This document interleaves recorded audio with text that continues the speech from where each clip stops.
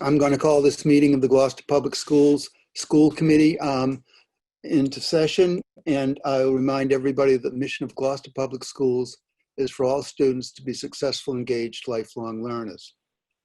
This meeting is recorded by video and audio in accordance with the state open meeting laws, consistent with the governor's orders suspending certain provisions of the open meeting law and banning gatherings of more than 25 people. This meeting will be conducted by remote participation. If you are calling in on a phone, you can press *9 to request to speak. If you're watching on a computer or a device, there is a raise hand button that you can tap or press to request to speak. Please use either of these options during oral communications to be recognized to speak. And we'll start with a roll call for attendance. Maria. Chairman Pope. Here. Ms. Prince. Here. Mayor Taken. I don't see her yet. Ms. Watson. Here. Ms. Weeson. Here. Kathy Clancy. Here. And Mr. Favazza. Mr. Favazza? He's logged in, but he's not here. So for the moment, we have 5 present and 2 in the wings, I guess. So we will start with oral communications. Oral communications, the public shall have the opportunity at every regular school committee meeting to be heard under oral communications.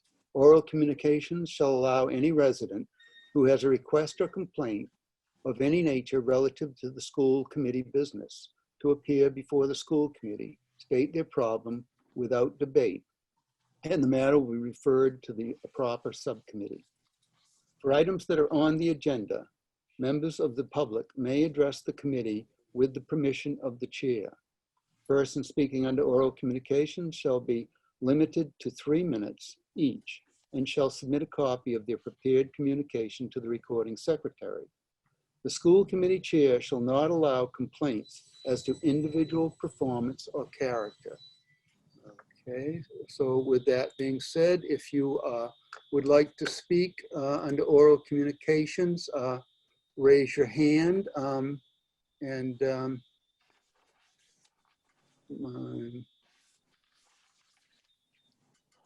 or press *9 on your phone. Olympia, Ms. Palazzola.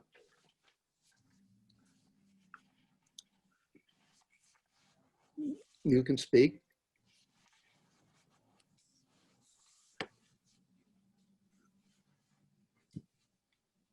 You may need to unmute. Yeah, well. Now, can you hear me? Yes. Now, can you hear me? Yes. Okay. I want to make a comment. It's not I'm not going to call it a complaint, but the video that was put up on YouTube to show them by Amy Pasquarelli and the other principal.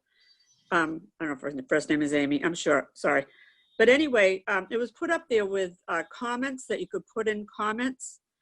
And my nephew, who lives across the street, put in a comment, a long comment. And the next morning, it was not there, it was gone. We actually looked on again. That site was put up twice. The second one had a place again for comments. So he redid his comment again. And then that second site was taken down. The third time he looked at it, under comments, it said no comments accepted. Now I've heard that other people left comments, and one thing I'd like to know is, did people get to read those comments? Did Pasquarelli get to read the comments? And if not, could I read to you my nephew's comments, since he lives across the street and he's a direct abutter and never got notified? He's a little bit upset about all the goings on in the respect that he's worried about his parents who live at the house at 25 Webster Street, which was the other direct abutter. So last night's meeting, they had us type in comments or questions. And if they had done it a different way, I would have brought this up to them and said what, asked if I could have read this, but they didn't even answer some of my questions either. So if I had a negative question, it was not answered. And that's kind of unsatisfying to me. So here's my question. Can I read what he had to say? Does it make sense for me to, I had him bring me a copy of it because he was so shook up. And he works from 4 in the afternoon to 4 in the morning.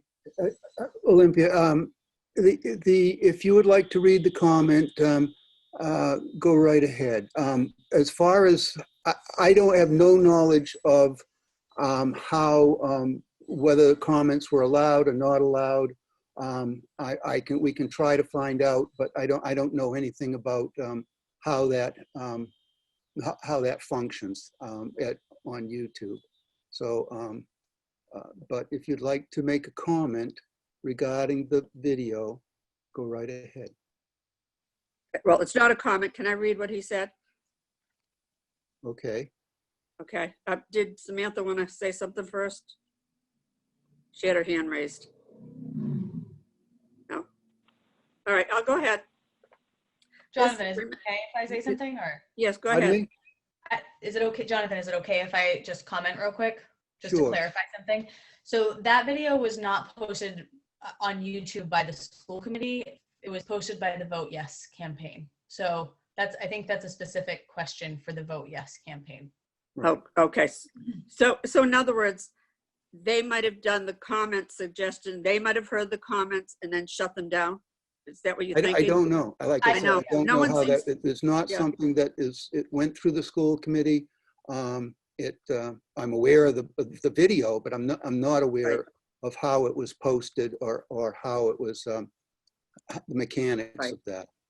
Okay. Well, let me read what he had to say because I just want to get it off of my chest because he's handed it over to me, and I'll try to do this as quickly as possible. And remember, this is the second time he's written to them. And here, this is what he says. Okay, here's my second try at posting a comment.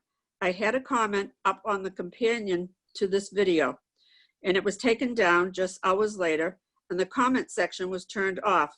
I think someone doesn't like negative press. The planners for this behemoth of a new elementary school have no idea what they are doing. A much larger school with expanded parking and a playground simply will not fit the 6-acre space that comprises the Veterans Memorial School area and Meadows Field. The artist's rendering of what the new construction will look like bears no comparison to the reality of the present landscape. There is a 10-foot height differential from the street level to where the field and school is right now. No realistic amount of landfill or retaining walls will bring that area up to street level. Other problems include putting in access roads for the cars and buses that will be picking up students at the main school entrance. The roads going from street level to school ground level will have steep inclines. Those buses will be sliding on those roads in snowy and icy weather. Another problem will be drainage. The area in left field all the way to the edge of the fence is swampy. It never properly drains due to the runoff from downhill tree line of the woods. The whole area used to be a man-made pond, hence the name from the original landowner, Cape Pond Ice. I know all about this, all about what it's like on Webster Street. I lived there all of my 55 years. The artist renderings also show parking spaces on the school side of the street. This is an impossibility because Webster Street is too narrow from the Friend Street intersection to the bottom of the hill to have parking on both sides of the street.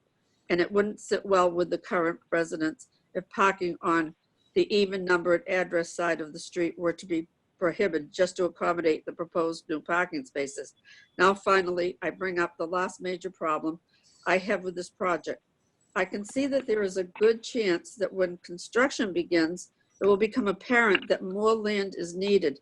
My greatest fear is that eminent domain will be invoked and the Gloucester Fraternity Club at 27 Webster Street and my parents' home at 25 Webster Street will be taken. My parents are 85 years old. They have lived there since 1965 and they aren't going anywhere.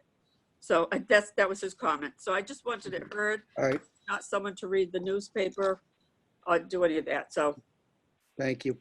you're welcome. If you'd like to send that to us, we will, we'll record it. Okay, Thank you. I will do that. All right. Is there anybody else who would like to speak under oral communications? Okay. Seeing none? We'll move Jonathan, on. can I just interrupt for a second? Just so you know, Safathia is trying to sign on, but she said she doesn't have a link.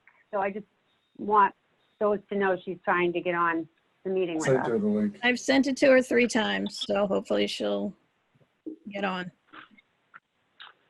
Okay. I asked her if she received it. She said no, just 2 seconds ago. But anyway, okay. There's a hand up now, Jonathan. Yeah, I see it. Okay, Catherine Ryan. You can, I've addressed the school committee in person and in written communication addressed to the chair and CC to all of you about serious defamation and civil rights laws that were broken. The written communication was on June 2nd, 2020. I have not heard back from you, Jonathan, or the committee. The incidents were so serious, the Attorney General intervened and is working with the district. In that communication, I urged that both the superintendent's search and the proposed school consolidation be paused because of the pandemic and in light of these racist and civil rights incidents. There was zero diverse representation or equity on the selection committees and several conflicts of interest. I'll speak to the superintendent hiring later. The proposed consolidation argues in the name of equity for all students. How can the building committee continue in the name of equity on behalf of students when there is zero diversity on the committee from the get-go of this process? How can the building committee continue in the name of equity on behalf of students when there is a former superintendent who has not stepped down despite the new superintendent taking a seat as a member and because of the incidents I mentioned at the top? How can the building committee continue in the name of equity on behalf of students when there is no East Gloucester neighborhood resident represented? The original designee, although an EGS parent, resided near Burnham, stepped down to ensure no conflict of interest. You may argue that the 2 school committee members remaining are East Gloucester residents. However, they're representing 2 seats from the school committee. One was in a butter for the first consolidation option at Swinson Pines, and the second shouldn't be speaking about equity issues. How can the building committee continue in the name of equity on behalf of students when there is no veterans neighborhood resident represented? The individual that had been listed and was on more of the building committee in his capacity to represent the contractor industry designee also had to step down. And how can the building committee continue in the name of equity on behalf of students when the chair of the school committee, also on the building committee, asks the building committee members for new members? Note, there has been no alert released to the media or the community that the committee indeed has no neighborhood representation at all, and some members with conflicts of interest. Instead, the message is it's the mayor's fault, as the mayor is responsible for the appointments. The mayor and the city council approve appointments, and it's evident that the city administration has included necessary personnel you need for a project. The other positions are stacked and lacking in diversity and equity, as I've outlaid here. How can the building committee continue in the name of equity on behalf of students when there will be no equity if it's not reflected on these panels?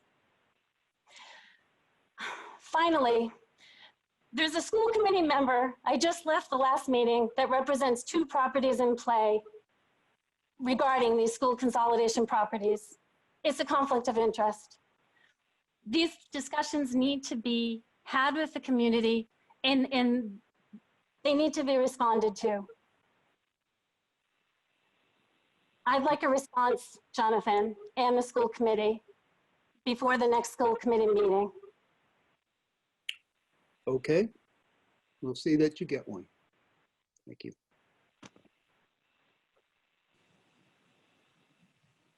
Okay, we will move on to our next. Jonathan, if you want to, dovetail on that and let the community know there are openings. What? I didn't hear what you said, Joe. Oh, so you might want to just dovetail on that and confirm for the community, if people are watching, that there are openings. I think I'm not sure which seats are open, but I think you might know which seats are open.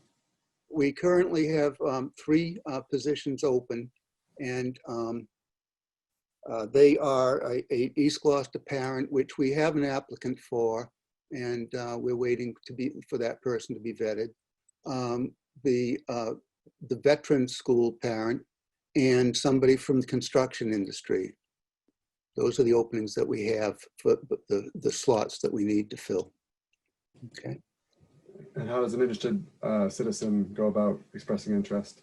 They write a letter to the mayor, so expressing their interest in being on the building committee. Okay.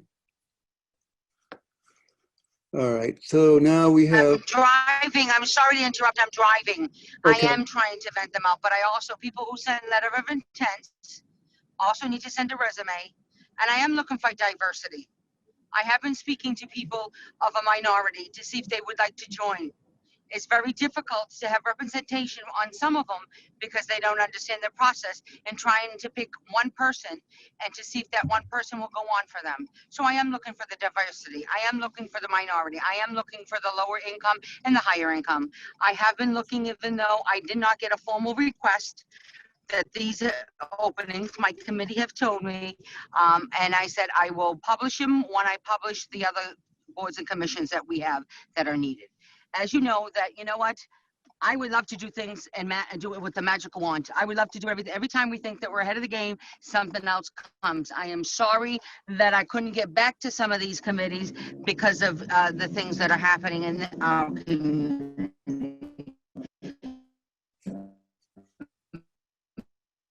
Safafi, I think we lost you.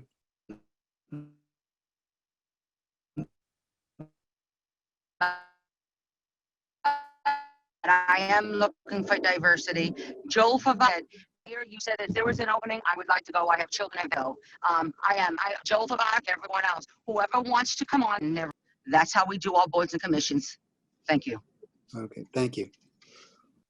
We now have Marianne Boucher. Marianne, you can speak if you'd like. Yes, we can. Marianne Boucher, 93 Mount Pleasant Avenue. I'd like to go on record as asking, where is it posted that you were looking for building committee members? Because I can find it nowhere. And where has it been posted that you're looking for building committee members? We will post it. The building committee hasn't, has been very quiet since last August. And I heard at a last meeting that you that one of the principals stated that they already had someone, that they thought they already had a contractor that would be perfect. And I don't understand how you can do this without posting these positions in advance to finding someone. Again, things are done without being transparent. Thank you. We will post those as soon as possible. Nobody has been chosen. Okay.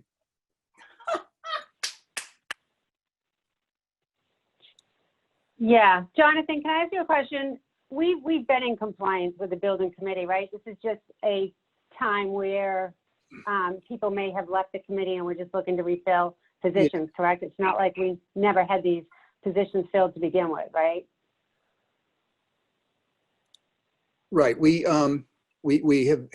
had these people resign over the summer, and essentially there were only 2 people that resigned. Although one of the people resigned was filling 2 different positions as a parent and a construction person. So we have openings for 3. Okay. So just to be clear, we were in compliance, and is there any way to put up on the website near the building project on the school website that we're looking to fill those positions and instructions? We'll do that tomorrow morning. Thank you. Okay. Thank you, Jonathan. Okay. So we're going to move on from oral communications. I'm going to close oral communications.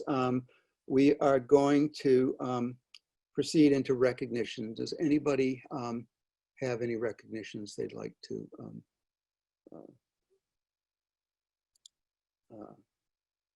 Kathy.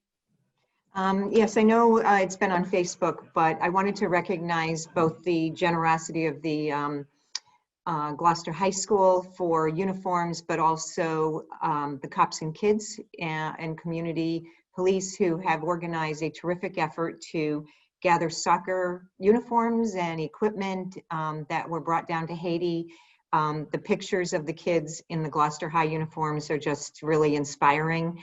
I talked to the gentleman who brought them down, who just really was beaming about how happy the kids were and how much they loved everything they received, and appreciated him taking an interest in them and our community really embracing exposing these kids, or just, you know, making it easier for them to enjoy a sport we know they all love. So I just wanted to acknowledge, I'm sure it was many people, and I don't know any of them by name, except the gentleman is somebody you may see at Maplewood Car Wash. So if you see him, I'm sure he'd appreciate, you know, a good thank you so much for representing our community and doing such a wonderful act of kindness.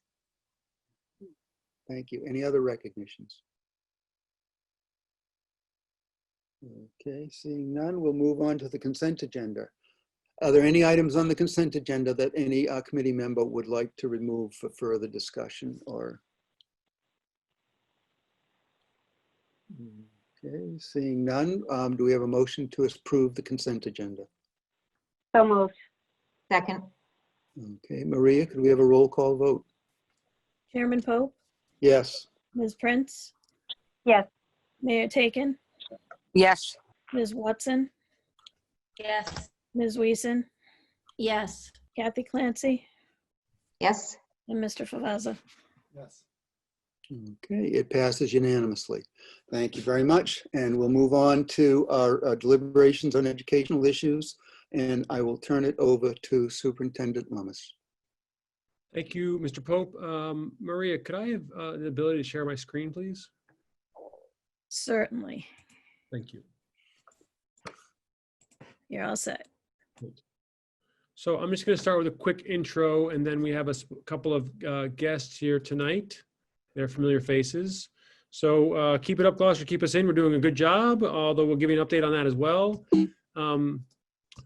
Just want to always remind people of our primary objective in terms of the safe return of as many students as possible to in-person school settings, to maximize learning, address our students' full needs, and also to support community and family needs. I am very pleased to announce that we have finished a month of school, and that's in-person school, hybrid rather, which constitutes a lot of in-person school for our K to 8 students. Also our preschool students as well. They haven't been quite a month, but 3 weeks. And we're doing just tremendously, we're doing very, very well in terms of our in-person learning combined with our remote afternoons. We have much more in-person learning than many communities in the Commonwealth. I won't say all of them, I won't be that bold because I don't know for sure, but have just been doing a fantastic job. Our students, our staff, our families, that's a lot of in-person learning. As someone has recently said to me on a few occasions, every day is gold, basically. It's an important piece. We do have shifts in our community health over the past few days and week. We'll get a full update on that. We want to remind folks that we continue now that we've opened schools, as we continue to go forward, we will continue to work with the Department of Health here locally, and Karen Carroll is here for an update on that. We'll continue to work with the Department of Education and also state and public health officials. I want to assure both the committee, but also the public, that we're working every day with the Gloucester Health Department. I'll give you some more details on that work together a little bit later tonight. That's following up on positive cases that are reported. It's supporting contact tracing. It's tracking community transmission, and then being sure we're following all health and safety protocols. So we'll give you a more update on that. I will reiterate, as always, that community transmission is the key metric. It does remain low in Gloucester, but it's changing, and Karen Carroll's here to give us a full update on that. And they'll also talk about impact on schools because of the changing nature of community transmission. We are prepared and continue to be prepared to switch different models if necessary. And we'll talk about that too. So I just want to make sure folks understand that we can continue to look at and think about and work on using the data to guide our decision making, and using collaboration as well with experts, local experts on what's happening here in Gloucester, especially. I'm not sure if that was me or not. And so 3 updates. First, facilities. Mike Hale is here to give us an update on the environmental health and engineering work that was done on the indoor environmental quality assessment. Karen Carroll from the Department of Health is here to give us an update on health metrics and community transmission. And then I'll give you an update on COVID cases in schools. So I will go back to that. I'll stop sharing, and then Mike Hale is here to give you an update on the recent work and recent report from our environmental health engineers. Mike, you there? Hello. Sorry about that. Little delay getting on. So we've been busy since the last time we spoke. We've gone through district-wide and done an assessment on all the HVAC equipment. We've done air quality testing. We've done an initial balancing evaluation, and we are going full steam ahead on the installation of the ionization units in the district. And we're also going through and making repairs on any deficient equipment in the district. The air quality assessment was turned over to the superintendent's office, I believe Monday or Tuesday of this week. It didn't produce anything that was alarming to us. You read the report, it gives different standards that they use as benchmarks for various levels of, whether it's temperature, which is thermal comfort, carbon monoxide, airborne particles, and VOCs. And so the report gives different parameters on what I consider safe benchmarks to be within for short periods of time and long durations of time. Again, no major findings in this. It's kind of what we'd expect it to be. The balancing report identified some deficiencies as far as air exchange goes in some classrooms, and some of those were relative to closed dampers and or partition walls that were installed at various times that left both the intake and exhaust fans on one side of the petition and not on both sides of the petition. We're working through those currently. We've spent a whole lot of time at Beeman, where the system had kind of been disassembled over the years. Some of the actuators on the air dampers were purposely, the dampers were closed shut. And as the actuators went to open them, the actuators burnt out over time. So we are about 100% operational with air dampers at Beeman. We have 1 actuator to install tomorrow. The O2 primes, that's the ionization units that we spoke about earlier, 2 meetings ago. GHS, all the internal O2 primes have been installed in all the univents, and we need 2 days to complete the work on the rooftop units. At O'Malley, 3 of the 6 rooftop units or air handlers have been addressed. There's 3 more to go. We need 2 days to finish that work. And then we need about 3 days for the univents in the classrooms to complete the O'Malley School. West Parish, we need 1 day for the 3 rooftop units. Plum Cove, we need 2 full days for univents and rooftop units. Same for vets.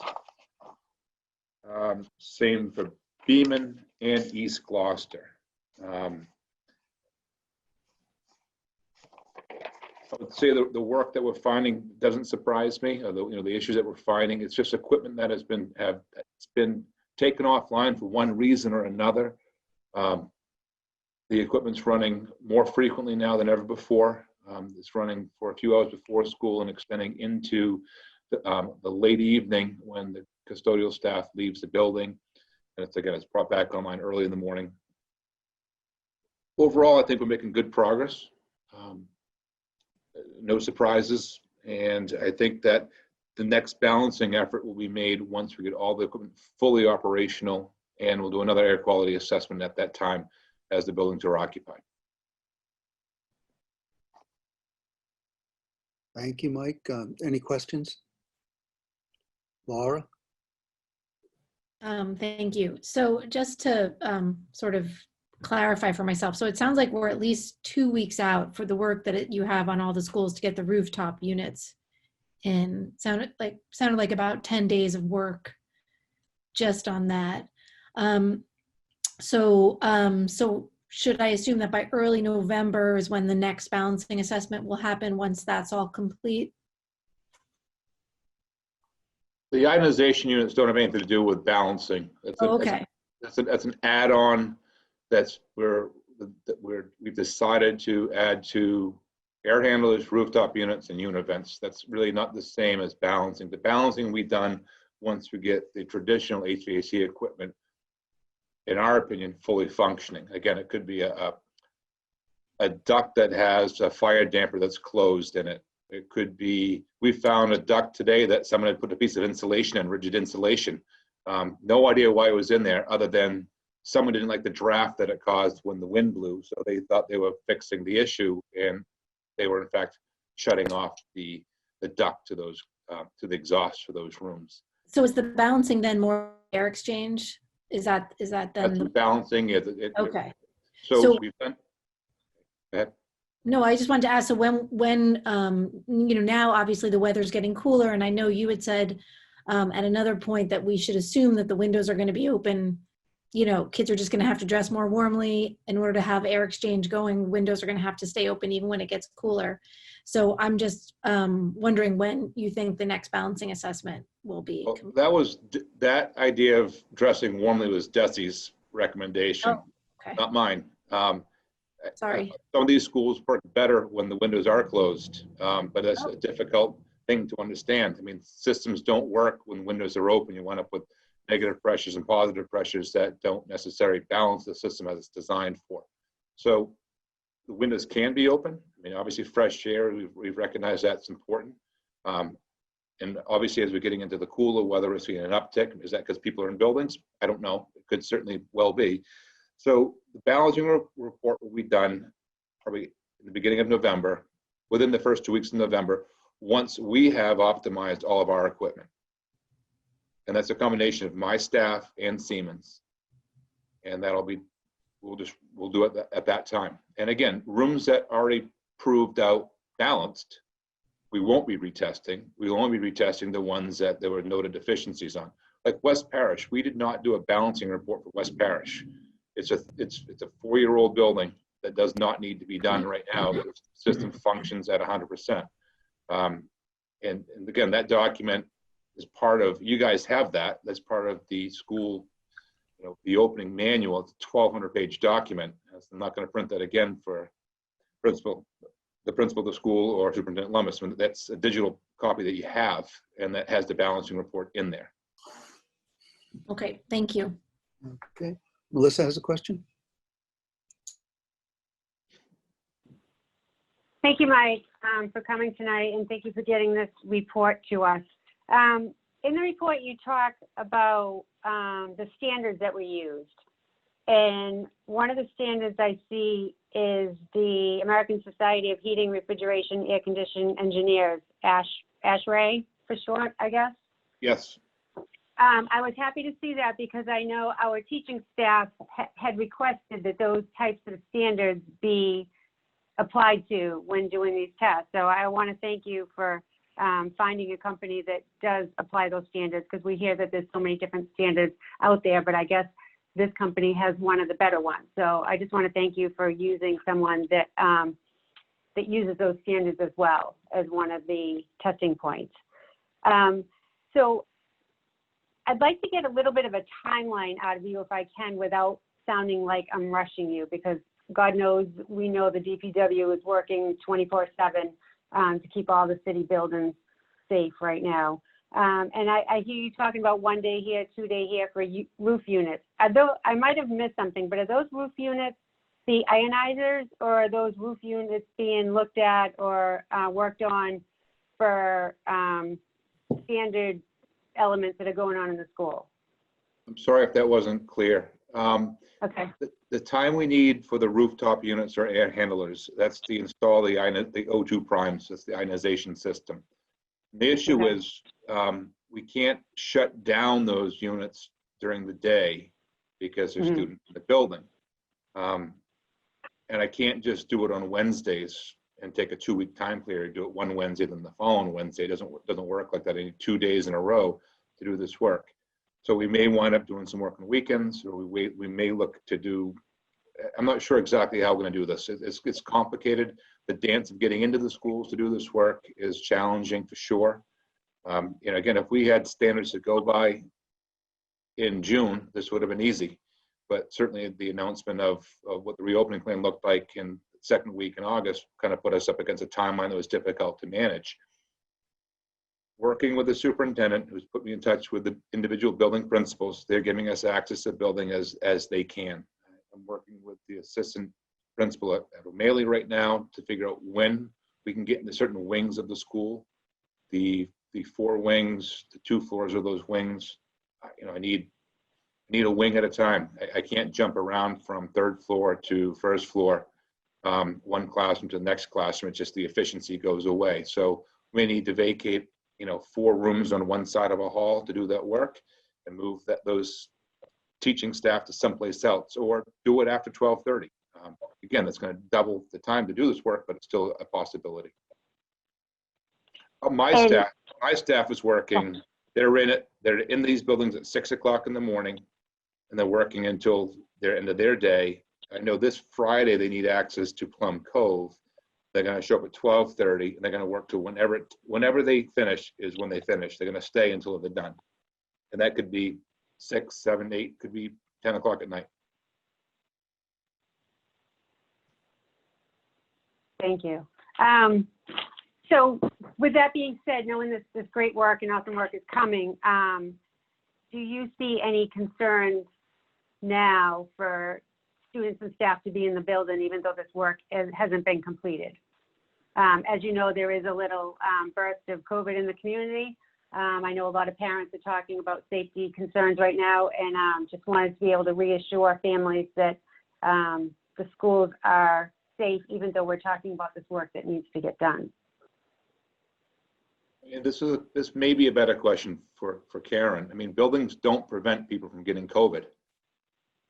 Nothing that we're going to do in these school buildings will protect someone from getting sick. If someone's sick next to you, you get sick.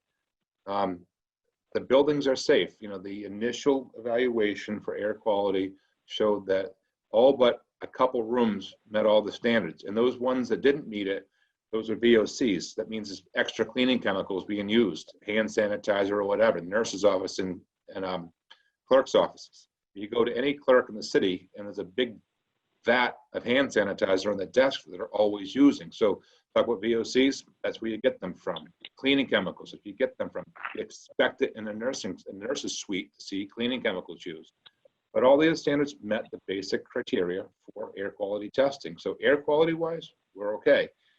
Balancing, again, some issues, those issues have been, they're historic issues, and we're working through them, and hopefully by the end of this month, they'll all be addressed. And that's replacing dampers that have been screwed shut, replacing actuators that have failed because the dampers were screwed shut, making sure that all the ducts are open, the fire dampers in that ductwork are in fact in the open position. We had some air intake duct cleaning done 2 weeks ago at the 3 big schools. They weren't bad. It's done. So again, another thing that we didn't mention in the beginning, but it's done. Adding the O2 prime is it's an added feature to trying to make the air quality even better. I think again, there's a benchmark, and then you never want to get below that. You try to get above that when you can, and I think that's what the O2 primes will attempt to do. If someone is sick, and if there is something airborne, it's supposed to help make that not airborne anymore, so someone's less likely to become ill. Thank you. This report is so detailed, and to be honest with you, some of the language I just don't understand because I'm not an HVAC expert. So my questions come from not understanding all the exact language and the testing that's being done, so I apologize.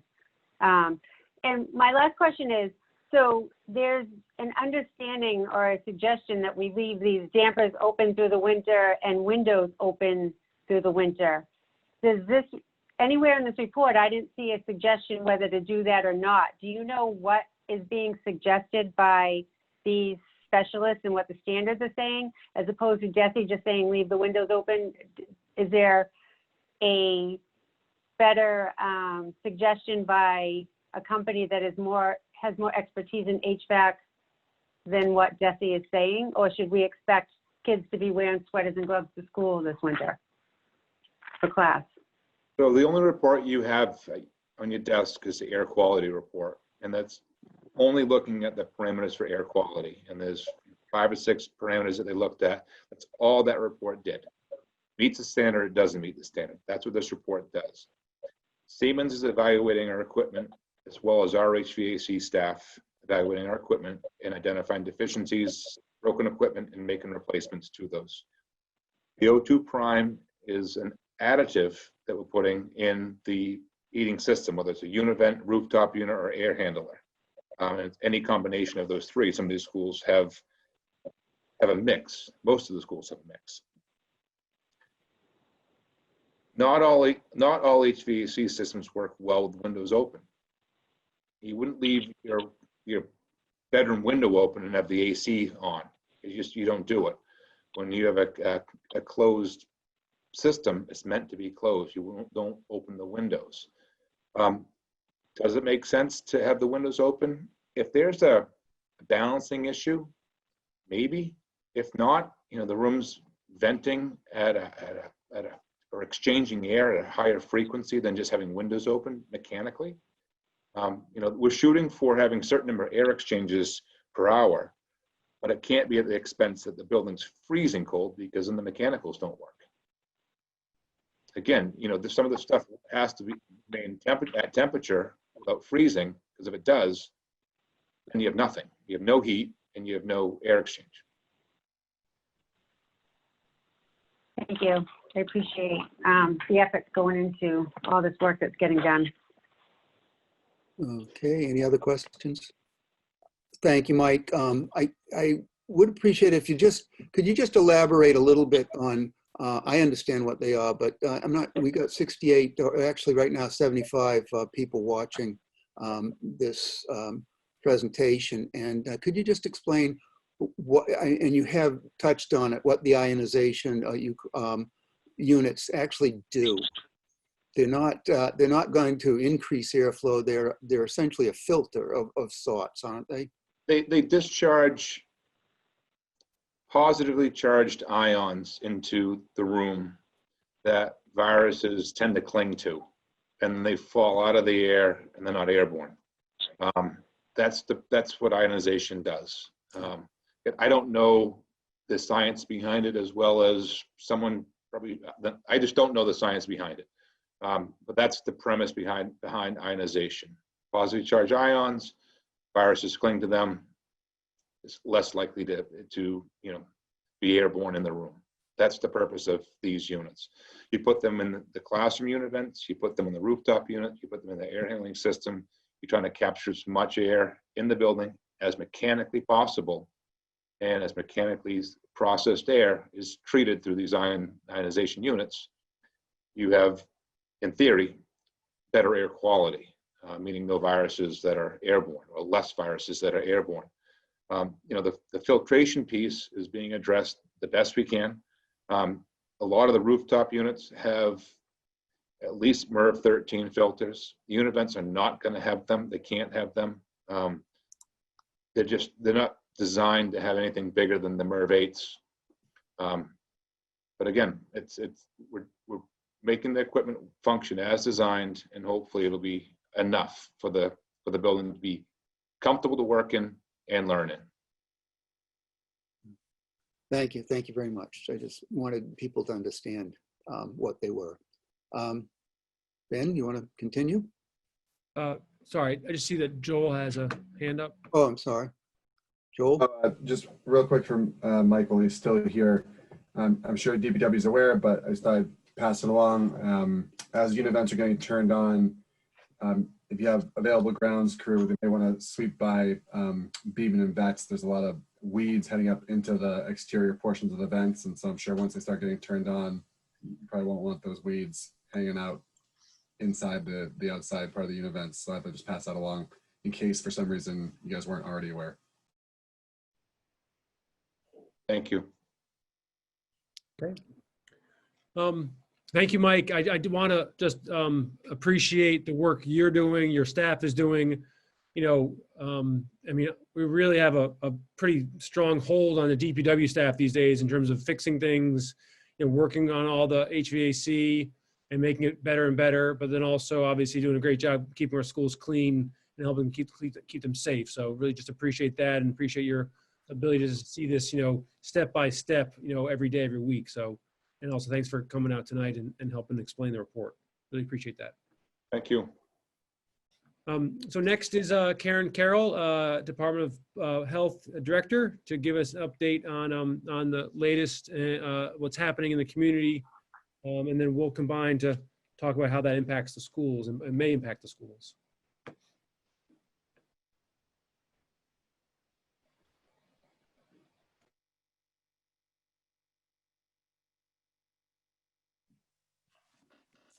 Hi, everybody hear me now? Yes. Hi, Chairman Pope and School Committee. Thank you for having me back again. Good to see you all. It's been a few weeks. So yeah, unfortunately, we do have a little bit of an uptick in activity. So what I'd like to do is just kind of walk you through, hopefully not too many numbers and stats and things that will help create a fuller picture of where we are right now. And then if there's questions, I can try to answer those for you. And I did get a couple of questions emailed earlier, so I can cover those too. So I think we should start at the state level. Over the last couple of weeks, there has been a sort of slow and steady incline in activity, increase in activity for both our, mainly the number of COVID positive, as well as the percent positivity. So that's the percentage of all the COVID tests done, what percent come back positive. And that's a really important indicator. So we have seen that go to statewide about 1.1% in the last couple of weeks. Our hospitals are still in good shape. We'll talk a little bit more about some of the indicators. So as you know, on mass.gov, every day they produce the daily dashboard, it's called. And then once a week, there is another report that comes out that's the incident map. So if we can just kind of look at where we're at with the daily dashboard indicators, that might be a good place to start. But before we do that, one more, just some local data. At this point, as of this morning, we had 44 active cases. That includes our probable and our confirmed cases. So, and that was a significant and pretty rapid increase from we were sitting under 10 for many, many weeks through the summer and into early fall. So that equates to about 0.1% of our population. So just to try to put that into some context, that 44 active people diagnosed with COVID-19 is significantly less than 1% of our population. So it's still a fairly small number of our community affected at the moment. The cases, most of them are linked to a series of social events and gatherings.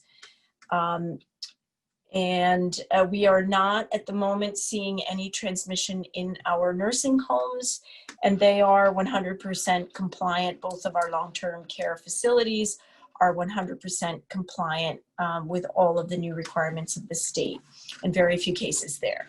So as you remember from the spring and the statewide data, roughly 70 to 80% of all deaths pretty much nationwide occurred in long-term care facilities. So this is the place that we watch and are most concerned with. So moving along to the indicators. So there are 6 indicators that the governor set as ways to help us know whether or not we could reopen or pull back. And so at the time of the reopening Massachusetts, this is how the governor proposed that we look at the indicators. So there are 6. The first one is the positive test rate. And as I said, Massachusetts is at 1.1 right now, is the state average. And that puts them in, according to the daily dashboard, there's these color-coded indicators. Green means a positive trend.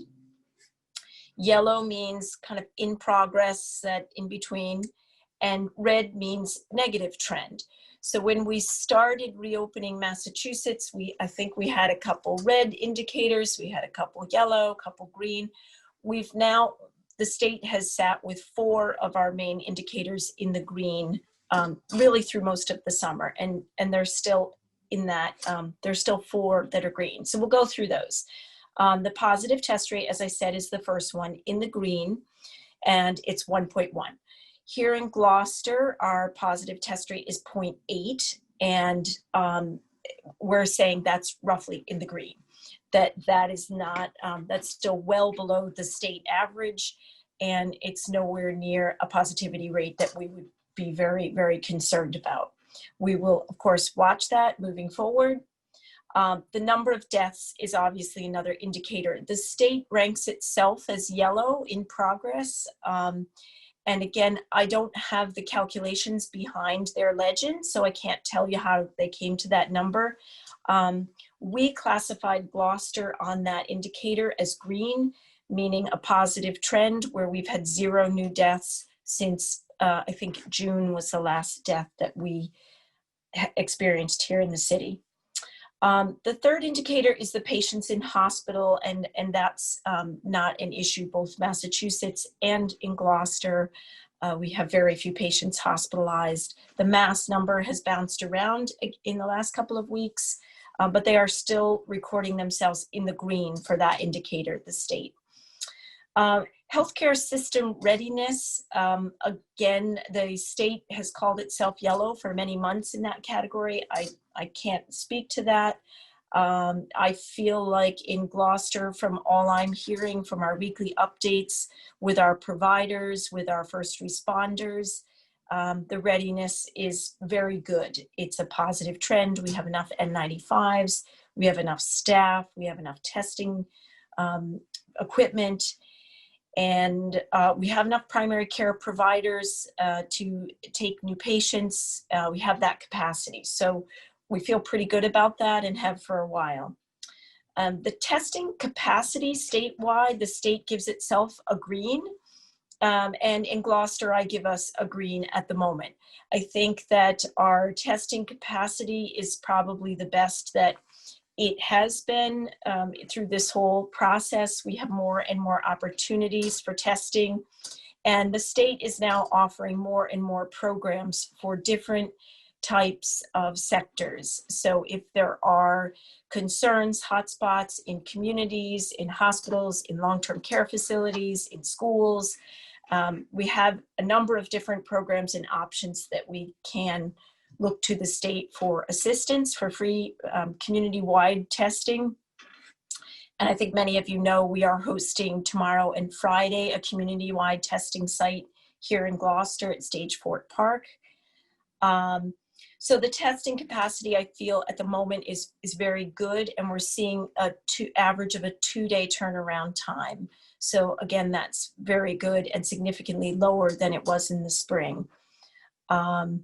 The contact tracing capacity, again, for the state is very good. They are keeping up with all requests, and they are reaching most all of the patients they're contacting. Same thing locally in Gloucester. We have a 7-day-a-week team that is ready to go. We have been able to reach all of our index cases in a timely manner, and most all of the contacts as well have been traced and notified. If we can't reach them by phone within 12 to 24 hours, we deliver a letter, and we've had a very good response rate with the hand delivering of a letter to people's homes.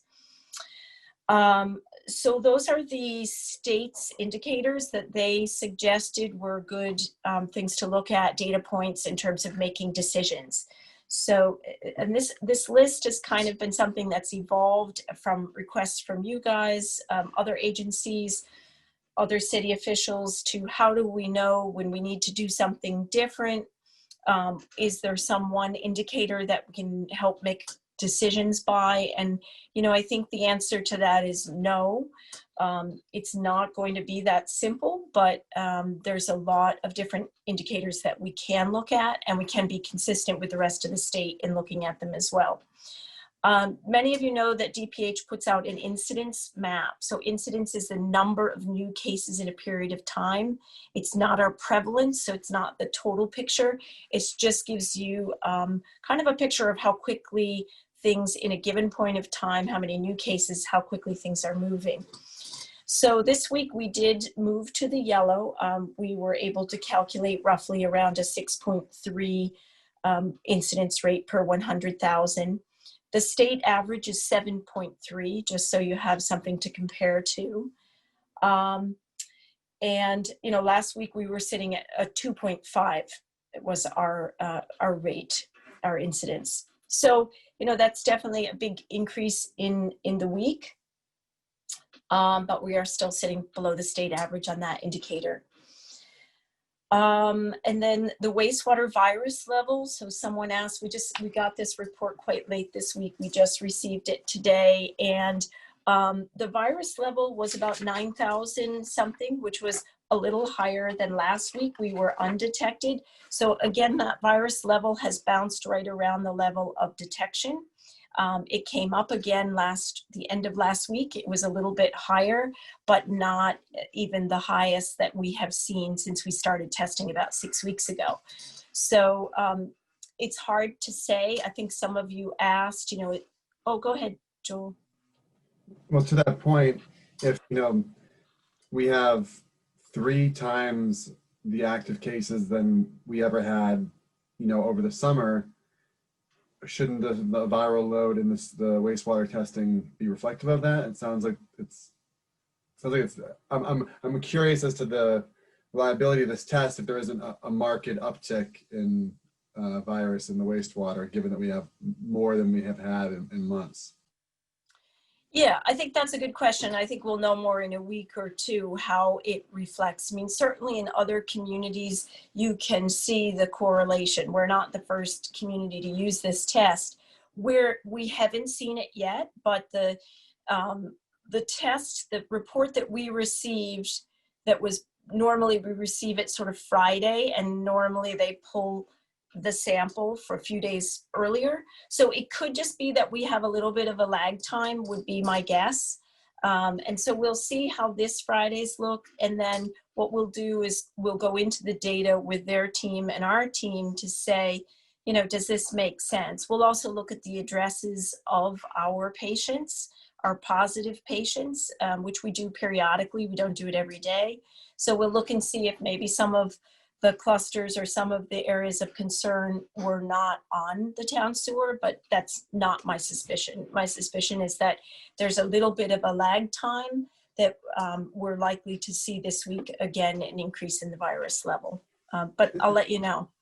Sure, just if I can just push back one more second on that. My understanding from a previous meeting is that the viral load shows up in the wastewater while people are incubating before they begin displaying outward symptoms. So you would think that even if there's again, not you would think, I'm thinking if there was a lag, wouldn't that kind of be washed by the fact that if everyone's already sick, the viral load should have been going up before we noticed everyone was already sick? Yeah, I mean, they say the viral load is at the highest point just 2 days before symptoms start. So depending on when the most symptomatic people started getting symptoms, but also there was we have a lot of asymptomatic testing happening right now, and we have a lot of asymptomatic transmission happening. So it's very hard to say, and I think what we probably will need to do is look more closely when we get this week's data and see how it correlates to the numbers that we're seeing in cases. But you are correct in that the virus load for COVID positive people who are symptomatic, it's going to spike in those earlier, like 2 days prior to the symptoms forming. But not everyone in this particular situation was symptomatic. Many were not. So it'll be interesting. I mean, I think that's where we really need a couple more weeks of data and sort of following all the trends, and then maybe working with our EPIs involved in both sites to try to make sense of the story a bit more. So I will get back to you. So, okay, I'll keep going on the other indicators. School, and then, so the final indicator that we have is just what's happening in your schools. And those are all of the thresholds outlined by DESE that would trigger the mobile testing unit. So you have not to date met any of those thresholds. And I know Ben's team is, watching those closely in conjunction with us. So that would be another threshold, another point in which, another indicator for taking action or taking next steps. I'll be sharing those a little bit later with the. Okay. Good. We have a couple of questions, Melissa. Thank you. Thank you, Karen, so much for joining us tonight. I know you don't stop, and your time is very important, so I appreciate the fact that you're here. You just reported that we had 44 active cases, and it's still less than 1% of the population. And if I remember correctly, this includes Essex as well, right? Because they're on, well, not in the numbers, but in the sewer, the water, Essex is included in our system. Is that correct? Yes. Mm-hmm. Okay. So if they don't, if they have like 0%, they might be sort of diluting that down, but their numbers are small compared to Gloucester's. Yeah. But yes, you are correct. Okay, and I think I just heard you say that we're in the yellow. I know I haven't officially received the word yet through the Fox News thing that comes out, but I know the city finds out early in the morning what color we're at. So yeah, we just got word. We're in the yellow. Yeah, officially. So can you tell me, can you give me an idea? Because I'm a little concerned about, I mean, we're having the testing this weekend, and one of my questions too is, are they expanding the testing dates more than 2 days? Because we had the Chief Justice tell us today that they are expanding in Gloucester more than 2 days. Is that correct? We're hoping to have them back a couple of days next week. We've been approved for that. The mayor has been really instrumental in getting us some really quick resources here to Gloucester. So that's wonderful. We had 2 days approved instantly. And then they're here in 2 days or 3 days. So I don't think that's happened anywhere that fast. But we're really thrilled that we're able to offer that tomorrow and to quickly identify asymptomatic cases, isolate them, provide education and support as needed to get on top of this. So that's the whole idea. We have been approved for a couple, somebody there? We've been approved for a couple of more days, and we're in the process of trying to set those up. There's a lot of logistics, as you can imagine, and we want to kind of see a little bit too how it goes, how the demand goes, and what we think we still need, what the numbers are doing, all of that. So, but yes, we have been approved for some more community testing next week. Great. So at 1% of the population, we've been considered yellow. Do you know what percentage of the population will be to be considered red? So the map is a little bit different. The 0.1% is roughly the percentage of the population that are active cases. So if you take all our active cases divided by the population, it's a very small number. It's less than 1% of the population is affected. That's our total sort of prevalence. That's our total caseload. The incidence calculation is a little bit different. So that's just the number of new cases excluding probables. So that first thing I said includes probables. The map excludes probables, and it is for a 2-week period, just the number of new cases divided by the population, averaged out over 14 days, and then multiplied up by 100,000 to give you a rate per 100,000. So there are two different calculations. Incidence is, again, just a new number of new cases, and that rough, 44 active cases is roughly 0.1% of Gloucester's population. Okay, I'm just a concerned that now that we're going to have this great testing come into our community, it's probably likely going to identify more cases and make our numbers go up higher. And I'm just trying to understand what that actually means and what panic may translate to parents if they see the numbers increase, knowing that we're now testing people where we haven't necessarily been testing so much in the past. So I just have a little concern with that. So that's why I was trying to wonder what would kick us from yellow to red. But I understand the math equation. Yeah, for the incidence rate, it would be an average. We were at 6.3. So I think the legend is above 8, then you're kicked into the red. So above incidence rate of 8 per 100,000 new cases in that time period, then you are bumped into red. So yeah, quite possibly next week will be in red. DESE has said, that they want you to, wait for 3 weeks of being in the red to see if you change from that. That's their guidance. So, but again, these are for you guys to discuss. So yeah, we're at yellow at this point, and it would be 8 to bump us into red. Thank you. And go ahead.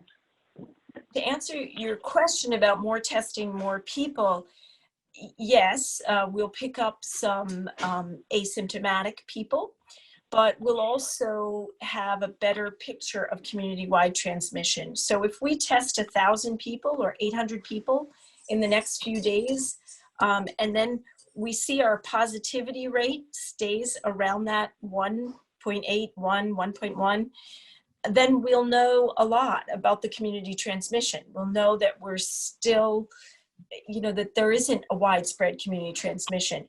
If our positivity rate goes up significantly when we test all those people, it tells us a bit more of the story. So it will be interesting to see, and I think it is important information. And then finally, some parents have been asking me, and I this may sound repetitive, but I'm wondering if you can explain the process of when a child in school tests positive. I mean, we're at the point where most of our schools have been touched by a person with COVID, and some parents wonder, why isn't the class shutting down? Why isn't the school shutting down? So I'm wondering if you can just explain very briefly again, as I know you have in the past, what happens when a student tests positive? What does the contact tracing look like, and what is determined based on that contact? In other words, why haven't classes shut down? I think is what parents are asking. Sure. So when someone tests positive, their lab result, so someone orders a test, and if they don't go through a doctor, they can go to one of these testing sites. But any testing site, all roads lead back to the local Department of Public Health. So if you have a test in the state, and whatever town you're a resident of, that test result is going to come in an email to the local health department through a system called Maven. So it goes into the labs, the state labs, then they're approved, and it comes through to us pretty automatically. When the lab result gets it, we usually get it. There can be a little lag time there, but not too much. So when someone's identified as positive, we'll get an email, we'll get a case, they'll be assigned a number, and we have a look. And so we start what's called contact tracing. And if they are a member of the school community, we reach out to the school community, only to the immediate people that need to be involved. So we usually reach out to the lead nurse, Jeff Parco, who's fabulous.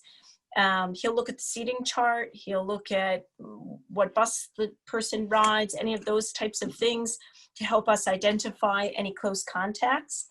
And then our nursing team will contact all of the close contacts. They will further hone in sometimes after talking to the index case and the contacts and the school. We decide that, oh, there were a few more people that need to quarantine. Sometimes we more often than not, we clear people and we say, you don't meet the definition of a close contact, which again is 6 feet for 15 minutes or more during a day. So that's the first process. We want to identify all of those people. So anyone who was determined to be a close contact will get a phone call by our staff, and they'll be told, you need to quarantine for 14 days regardless. And you should also go and get tested. But regardless of the result of your test, you still need to stay out of school or work or whatever for 14 days, because the test only reflects that minute in time. If you've been exposed to COVID, you can develop the virus anywhere up to 14 days. So that is really important, and it's really hard for people to understand. I think the travel order, you know, you can take a test and get cleared. You can't with this. You're considered higher risk because you've been exposed to an infected person, and you need to quarantine the 14 days. So we work really closely. If it's someone in the school, if it's someone in the business community, we work with that agency or that business to figure out how to keep that person at home, get them the work they need, get them to do their job at home, whatever they need to do for the 14 days. We make sure that they have food, they have thermometers, they have wipes, they have whatever they need to quarantine safely. In the event that families can't isolate safely, and that's kind of an extreme thing, we have some options from the state, and we have used those, and we have used them recently. So we do have other options when we're really in a spot where we can't have people isolate in their own homes effectively. So the contacts will be told that they need to stay out of school. If the child is actively in school, so not a remote learner, our team will circle back with the schools and let them know, you know, Sue Smith is in quarantine, shouldn't return to school until whatever date. So that's kind of how that works. That's a new, you know, that's like closing that loop, and we're working out a lot of kinks, but that's, unless the person does not go to our school, if they don't go to our school every day, there's no reason to notify the school. So, is that clear? It is. Thank you. I really appreciate you walking through those steps again. Much appreciation. So, Melissa, I'm sorry. We'll show you just when I give an update, just a little bit more detail about what the school side of that piece is. Okay, we have a couple of questions, Samantha, and then Joel. Thank you, Karen. I want to let you finish, and if my question is in relation to anything that you're going to say, please just tell me to wait. And same thing goes for you, Ben, as well. I'm obviously most concerned of asymptomatic spread in the schools. So I'm just curious, what are we doing to sort of encourage students, parents, and teachers in the buildings to get tested? Are they getting tested with everybody else in the community? Are they given priority? How exactly are we getting creating a space and time for them to get tested on days where they're supposed to be in school and at work? I mean, we're encouraging folks to get tested whenever they need to. I mean, I want to just clarify one thing. The most common point at the most common moment when we're advising folks, when our nursing staff this is, and it could be also reiterated by principals, and also myself as well in all my communication, is if you're feeling sick, make sure you tell the nurse, don't come to school, and then make sure you contact your healthcare provider. Our nurses also will reach out to reiterate that. So say a student comes and reports, you know, not feeling well, and then we actually do not let folks back into the school until they've been medically cleared or have had a test. And that's not close contacts. That's just if you have symptoms. Okay. We don't have. I mean, I'm just trying to think about this. An ability to you know, to tell people or ask people or order people who are not feeling ill in any way to go get tested. They are welcome to it. Now there's more testing in Gloucester, you know, I of course encourage that. But it's a little, you know, I guess, I'm not sure if you have anything to add to that, Karen, just about, you know, encouraging folks who are asymptomatic to get tests if there's no, cause or reason to do that. Right. So I think there's kind of two questions in there, and I'm not sure what Samantha's question was, but I'll take the first part just to be really clear. If someone is identified as a contact or an index case, they are referred immediately for testing. wherever we have a number of options. So most people have a primary care provider. They link up with them, which is always the best arrangement, because then your primary care provider knows what's going on if you do have COVID, or can help you manage that, whatever other health risks are at play. If people don't have a primary, we try to get them a primary really quickly. We have a couple partners in the community that work with us on that. And then we have a couple other really last resort. We have the hospital AGH has set up a program where they're willing to assist us when we have people who can't get transportation, people who don't have a provider, or for whatever reason, there's other barriers. So we're really, really lucky to have that as well. That's a new thing. It's not available every day. It's not available to everyone, but it's something that the hospital recognized as an unmet need in our community, and they stepped forward and did that. So anyone who is approved for a test, who's advised by a contact tracer that they should get tested, has a number of options, and we'll do what we have to do, including paying Beauport to take people to testing if we need to. So that's sort of what happens if you are a close contact or an index case. And also insurance will cover those. So anybody in those two categories are fully paid. As soon as you're not one of those two people and you're just an asymptomatic person who is going to Maine on vacation or just wants out of curiosity to get tested, then insurance does not cover that. So that's where we look to some of these testing opportunities that are more community mass surveillance testing. Sorry, I don't think I was clear. I meant specific to the community testing that's happening on Thursday and Friday. Yep. My understanding is that the community testing will help get a baseline of community spread, even if you're asymptomatic, right? So the more people that gets tested, the more that we're going to learn about how this is spreading in our community. Is that right? Yeah. Okay. So I would hope that we are getting the message out enough to our families and to the community as a whole and to our teachers to encourage people to get tested, because that gives us more information about where our numbers are. So Karen, I can build on what I think you're going to say. That's much clearer, Sam. I can give you a real clear answer to that one. First, Karen, if you want to talk about just, I think your team or the city's team has developed a bunch of communications, and I'll tell you how we've then distributed those. Yes. Yes, so there's a lot of good communication that's gone out to make sure that people can understand about the test sites in different languages, and make sure that that communication gets out there as much as we possibly can. The mayor had it translated, I think, on her Facebook page, so there was a live, recording in a few languages. But the other part of this is that there are different programs for, different parts of the community. So the school community has its own testing programs when you meet any threshold. So that's the other component to this, that we sometimes break it up. There's a program for long-term care, there's programs for colleges, there's programs for schools when you meet any of those indicators, which we have not yet met any of those thresholds. So but they are certainly welcome. Anyone is welcome to come to the testing site, as any of the Stop the Spread or the state-run programs. They are open to the public, they're free, there's no questions asked. The idea is to remove barriers.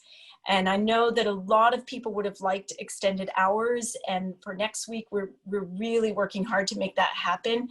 For this week, we just couldn't.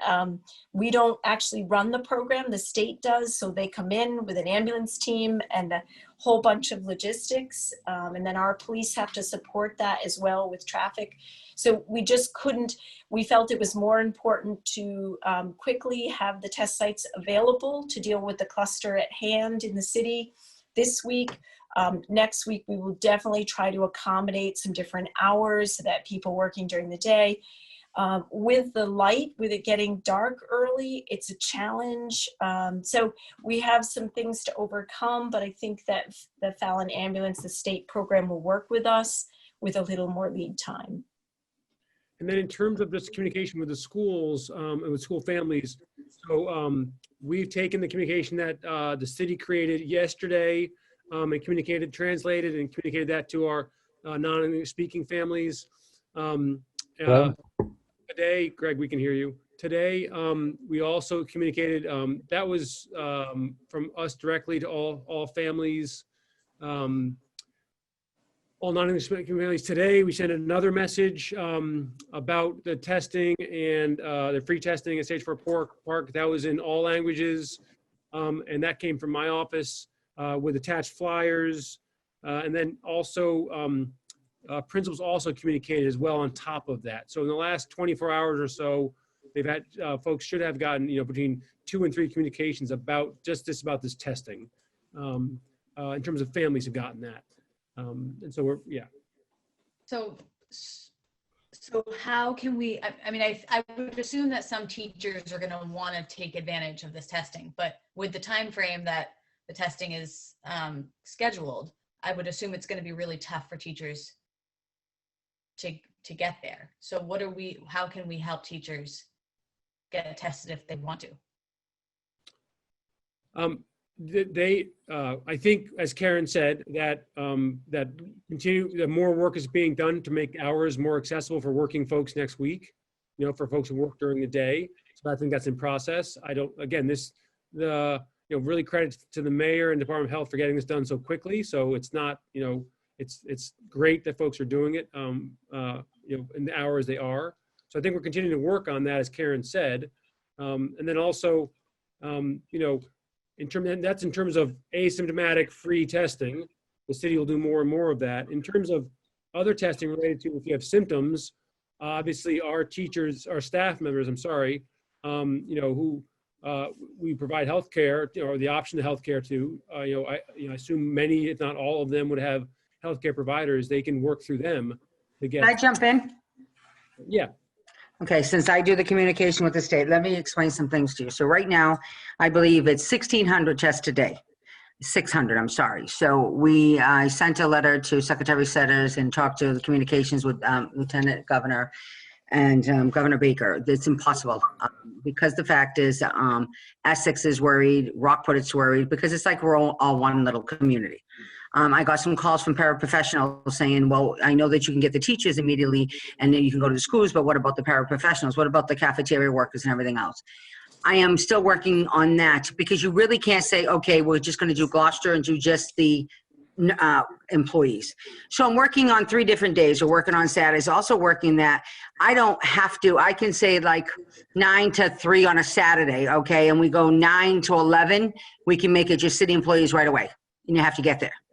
Other than that, then you'll have to use right now, the CVS, the Minute Clinic, there's Danvers, the urgent care. There's so many clinics right now, and they've been happening. It's not like, it's not been happening. They've been happening. They've been around. It's not like it's something new. What it was is that because we've always been 7 and carefree, I'm not, and not really that high fearful, we really didn't pay attention. But I reached out to the cluster, all different languages. Karen, Carroll, myself, and Vanessa since Saturday at 4 o'clock nonstop. We've been going around the clock. I said best is because don't forget, Italian, Sicilian are different. You're doing Spanish and Guatemalan's different. You're doing Portuguese and Brazilian dialect. We have to reach all the dialects.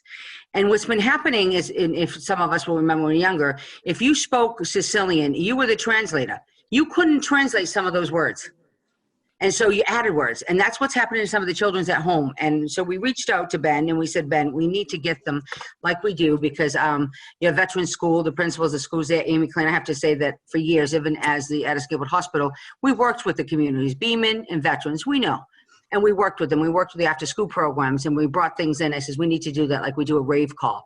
Let's see if we can do a rave call. I says, if it gets worse, we have Ben go on the rave call, and we get the dialects right there. After he finishes, we'll put someone on right there and put someone on there so we can get the translation and stuff.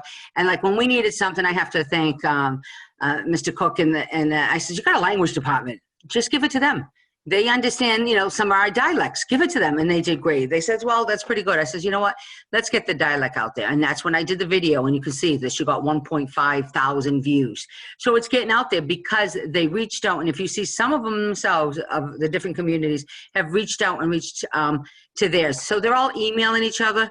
And the first thing, if you notice on one of mine, saying, don't be afraid. Nobody's here to say it's, it's Italians, it's Portuguese, it's Guatemalans or Brazilians. We're not here. The mayor cares about everyone, please, because my concern are the ones that we can't reach or the ones who are afraid to come out. And we are reaching at everyone. So I'm telling people right now, tomorrow, it's going to be bombarded. It's going to be at least a 3-hour wait. We're going to have, the police there and everything else going to be the 9 to 3. It's going to be a 3-hour wait. If you don't forget, if you can drive and you want to, the Minute Clinic right now, I just went on, I can set up an appointment and you can go in Beverly, you can go in Danvers, you can go to the one in, actually here in Gloucester that's doing a Thatcher Road. If you want, we can set it up. Like I said to my teachers, you know what, the Governor Baker heard, if, let's say, there was too many numbers, let's just say, I'm just throwing this out there, let's just say, I'm going to say Joe Schmo School. Because I'm afraid they'll say, well, she knows something. So I'm going to say Safathia School, okay? Safathia School all of a sudden has too much COVID there. So Safathia School wants to be tested. We can get the mobile site out to that school and have those people tested if there's so many people in my school. So there are avenues. And if you've not been affected, if the Board of Health hasn't called any of us, then you know what? Wait to get tested then. There's no rush. And actually, the numbers are going to go, let them, you know what I'm saying? We're going to go up. People are going to do it. Yes. We're in the yellow right now. 50 more communities just went into the red. It's going to happen. We're testing more. We're doing more. So we'll go up.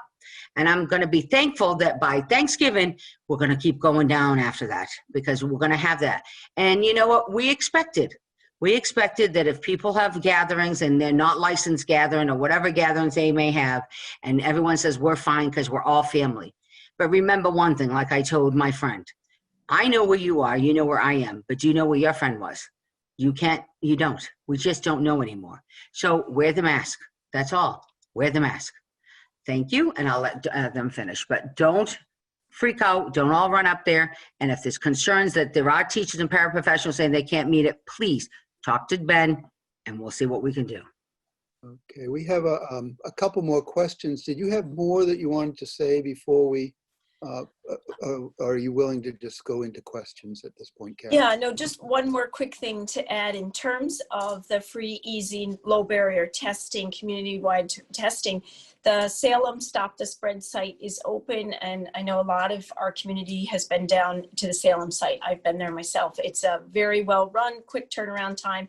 Again, no questions asked. So that's always an option for people if they want to get tested outside of our 2-day testing this week. Okay. And Karen, that's open every day?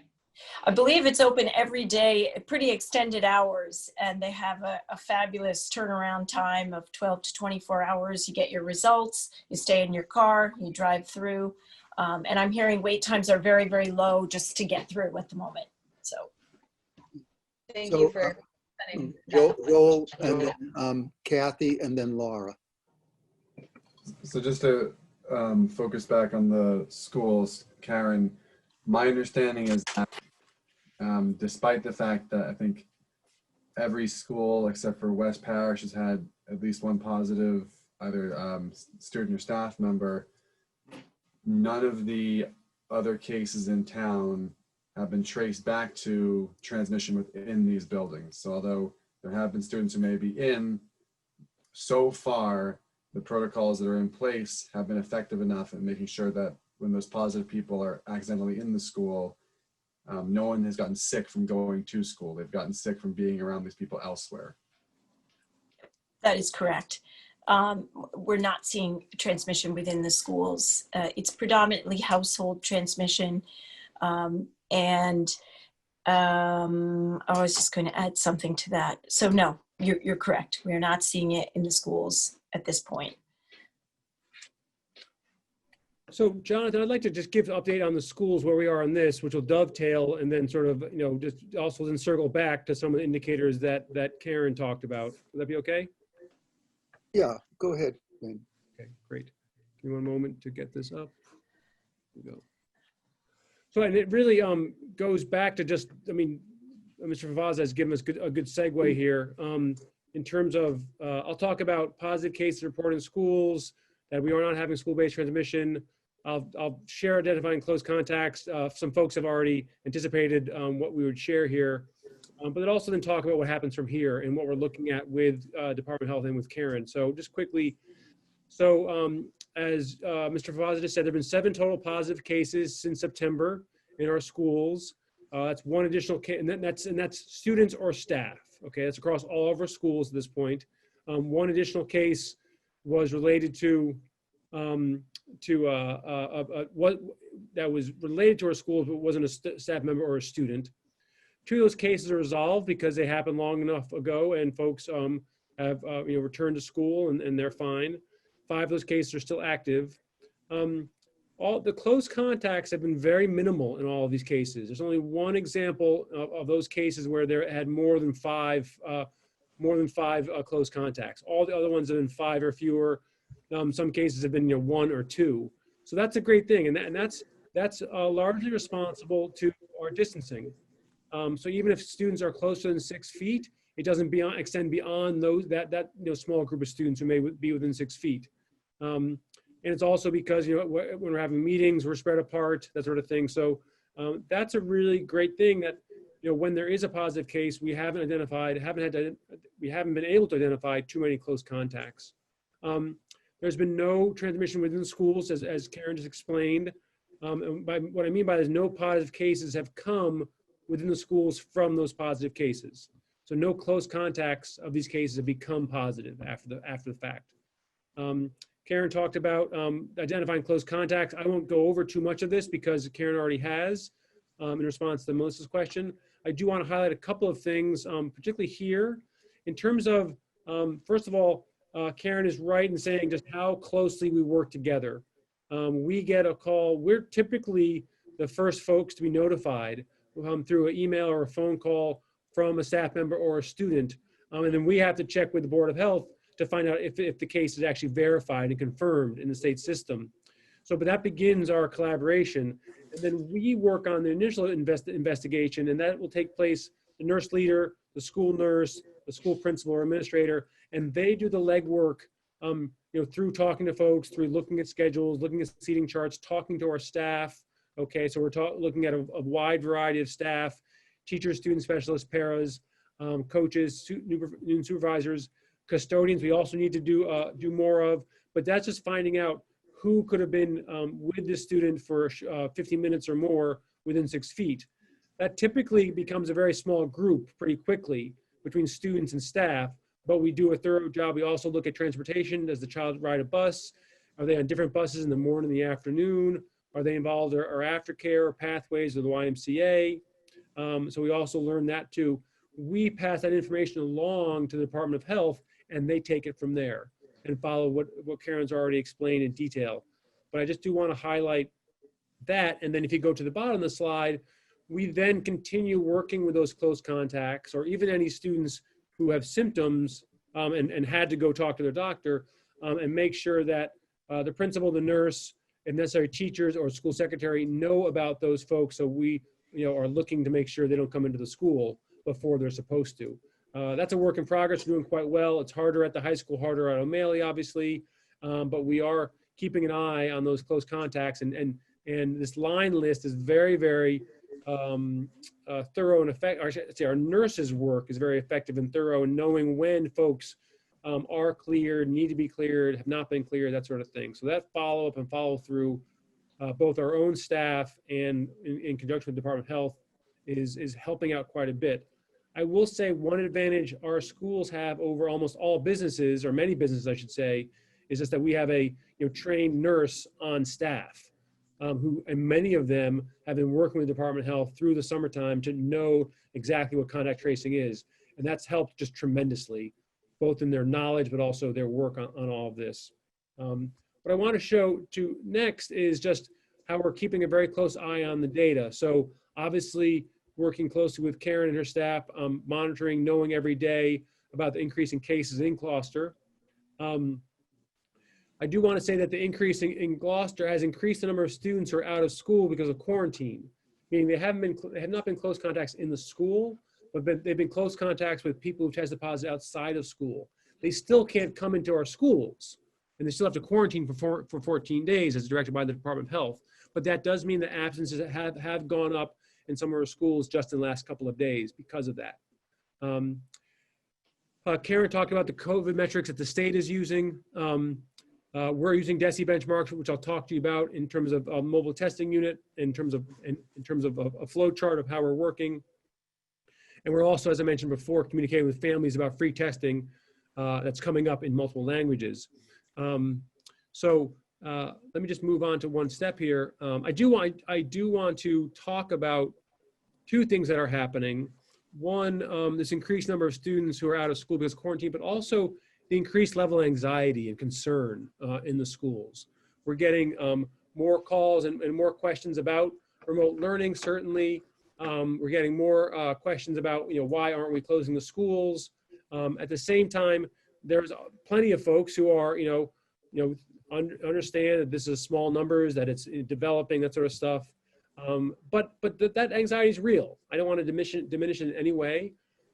We are having real challenges on Remote Learning Academy. Those classes, as you know, are full, and at this point cannot put more people in them without quite a bit more additional staffing. So that's a challenge for families right now to hear that.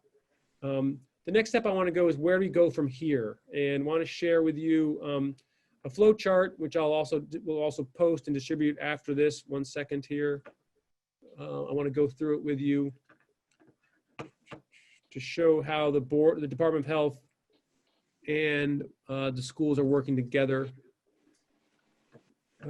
So you should be able to see this. I'm going to zoom in on a couple of areas here. 1 second. Excuse me. Not quite working. So this is a response decision chart of how we're working. You see that there is, we start here with case number increase report. It's actually happening, of course. As we described already, the school, city staff ensure contact tracing is happening, and we communicate with staff and parents, and we're following our safety protocol. So we've just explained that tonight. I've been consulting with Karen to review local indicators. There's school indicators we're looking at, which I'll share about in a moment. There's the Department of Health indicators, which we've just explained to you in detail. Let me go over to these school indicators and describe these more in depth here.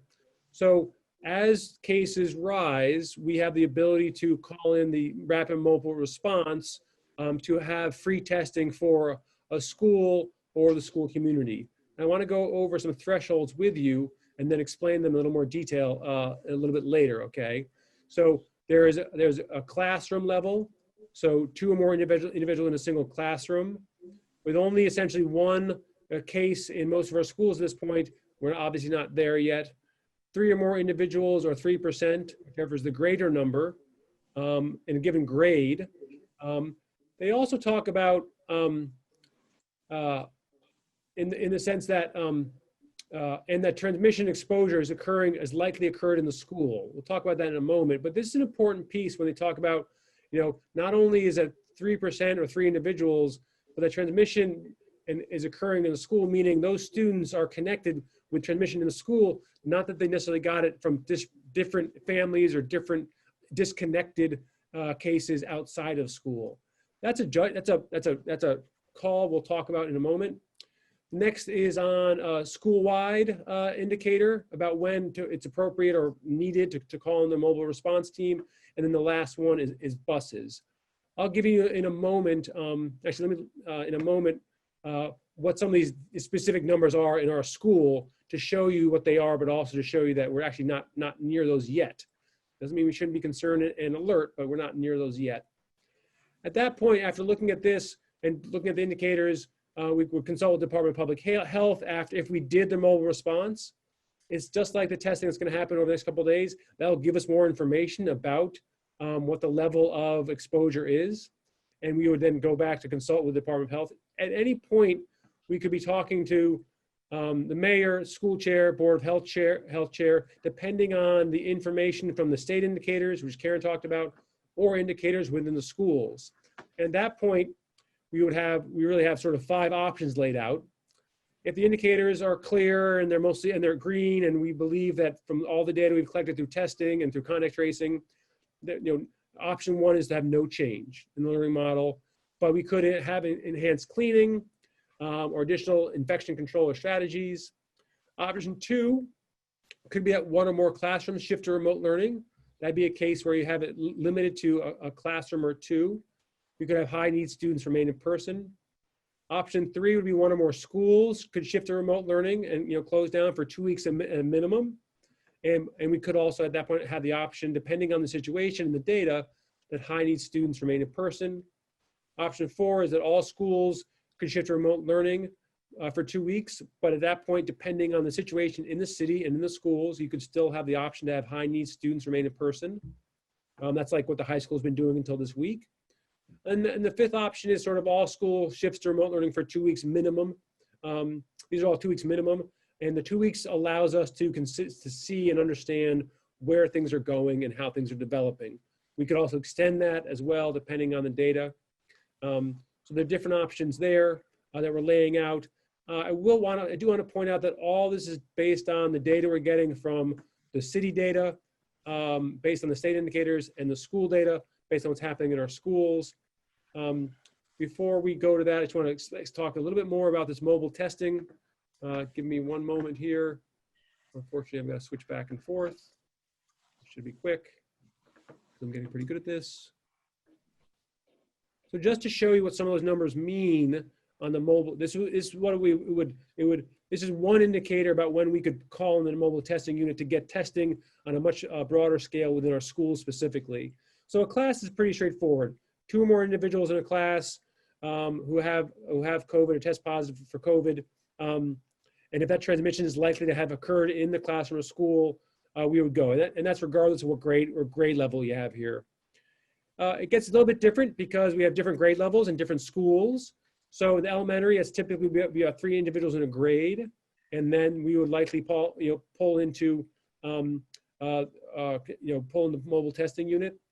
Where you have bigger grade levels and the middle and high, we'd use the 3% threshold, and that's 6 individuals on either middle or high school.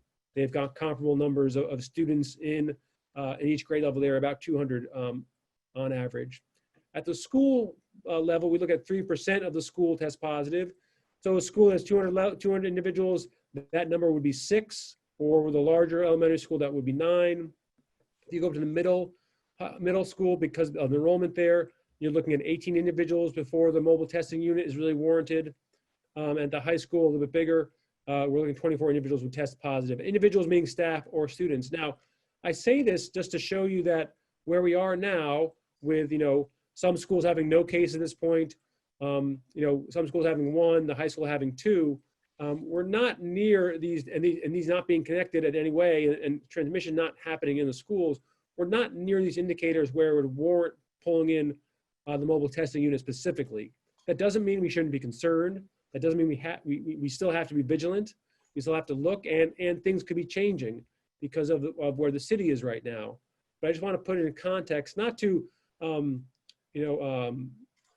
just so people understand some of the context and how the numbers sort of play out when you're looking at individual cases versus the city versus actually in the schools right now. But again, want to just be sure that folks understand we still will remain vigilant every day to watch what the indicators are doing, both in the city but also in the schools as well. If you want, I can put that flow chart up again to look at it. But that's really what we wanted to share with you, and then happy to have more discussion or questions at this point. It was going to be Kathy. Had a question, and then Laura. I just have 2 quick questions. I assume when students are quarantining or are out, we are dealing with them the same way in terms of getting them their lessons and keeping them on track. As long as they're healthy and asymptomatic, they obviously can continue, hopefully keeping up with the classwork. Is that what's happening? That is happening the same way. Whenever students have extended absences, teachers are expected to prepare and put together some work for them to keep up and continue work. That's the same way we're doing it now. Yeah. Okay, great. Second question is, I know people have, reached out to me as well when, when they're nervous and anxious about, hearing about a case. And I know the mayor's advice on her messages to the community have been terrific, about remaining vigilant and everything. And I'm wondering, within the schools, are there any examples we want to give people? So, if you're around, if your grandparents pick you up, maybe your child should keep a mask on, or things like that, or are we just, would it be helpful to give examples, or do you think people will just kind of understand from your communication? I know your communication, Ben, has been really good about being vigilant and really good about being extra cautious. And I think right now, there are probably other things a lot of us are doing because the cases have ticked up a little bit more. We're reminded about, back to the time of the total shutdown, and just trying to be somewhere, just a little more mindful about how often we go to the store, things like that. So I'm just curious about family advice. Yeah, so we put out a communication today just about the sort of the numbers in the city, and then the free testing because of that. So, but I think the next communication, I think that's a good suggestion. And I think those examples where you can sort of not just focus on numbers, but focus on action and give people specific examples really help quite a bit. So I think that's a great one, both about, it really is, I think, and I certainly hope, just like the early cases in our schools remind us school community, like, oh, we still have to be vigilant, things have been going well. And I don't mean that anyone's been lax, but it's been a strong reminder. And I think it's a strong reminder here. And let's take advantage of that and continue to give people good examples about being vigilant, but also what that means. And that does mean wearing masks, and that does mean distancing some, and I think that helps to make it, put it in examples people can understand. Laura? Thank you. So, so I want to just sort of step back, and I know that the good news is that we don't think there was any transmission in the classrooms or in the schools, and that's. But we're talking, and even Karen, you said, like, a lot of the people that we know have COVID now in town are asymptomatic. And my understanding of the research is that children are often asymptomatic and they don't have big impacts. So given that, we are not testing in the schools, so we are assuming, right, that we're not having spread in the schools, and I accept that, but we're not testing, and we are talking about asymptomatic transmission. So can you sort of clarify that for me, because I'm confused.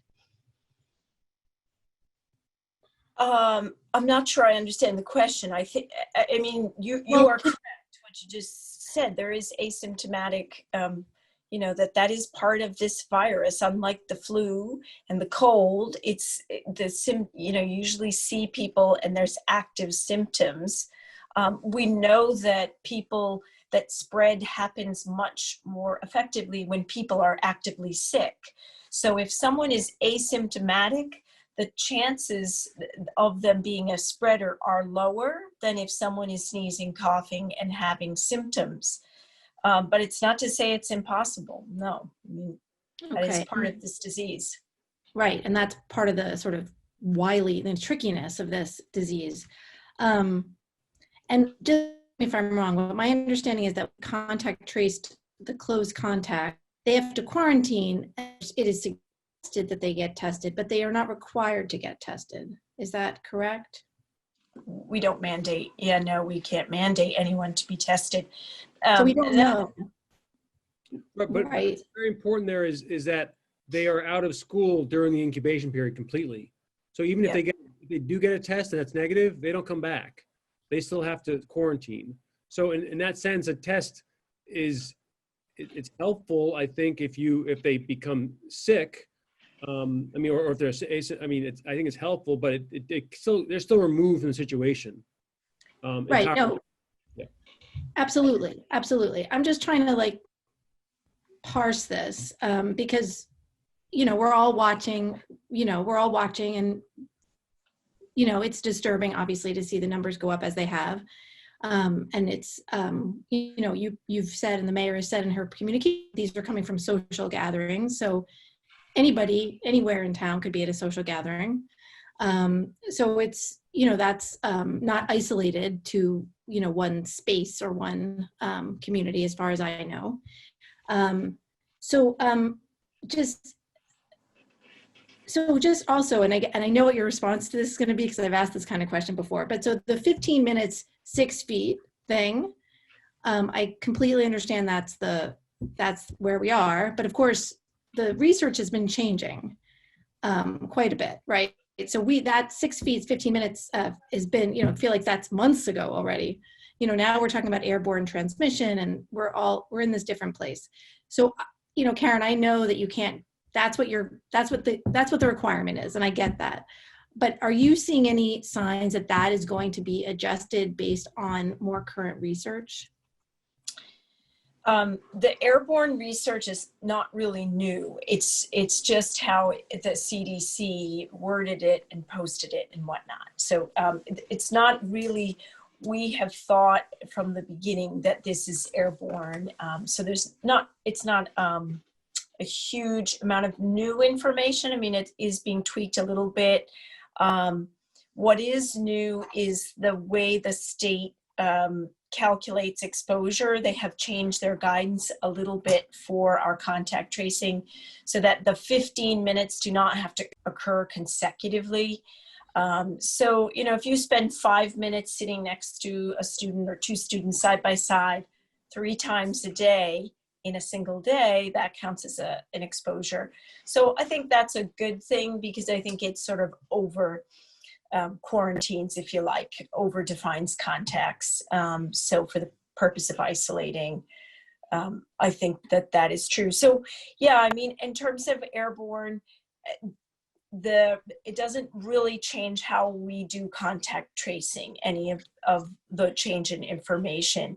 It's still linked to being close to someone who was symptomatic or tested positive in a two-day window for 15 minutes or more. And we don't take into account whether it was indoors, outdoors, mask on, mask off. I mean, we know these things matter, but in terms of contact tracing, it doesn't really change how we do that. It doesn't specify. Now, that's not to say sometimes the nurses won't use judgment when they're talking to someone and they're trying to assess whether someone's really was a close contact or not. And if we know that everybody had their masks on or it was outside, it might on the margin change our call. But largely, the guidance is a little more general, and I think it's to over identify potential contacts, if anything. So understood. So what I'm thinking of is, Mike Hale said a few minutes ago, the opening windows, it's a good thing. We don't have to do it. So as the weather gets colder and the windows close, if that's what we advise, the classrooms, some classrooms are bigger than others. The kids are sitting together in a classroom, and they're distanced as much as they can be. But not every kid in that classroom will be a contact of an index case. No. Based on, okay. My last question is, I understand the requirements for the mobile testing units. But of course, I'm wondering how we get ahead of that. And there may just not be an answer from a public health perspective, but I don't want to be at the point where we're bringing in the mobile testing units. I don't want that spread to have already started, right?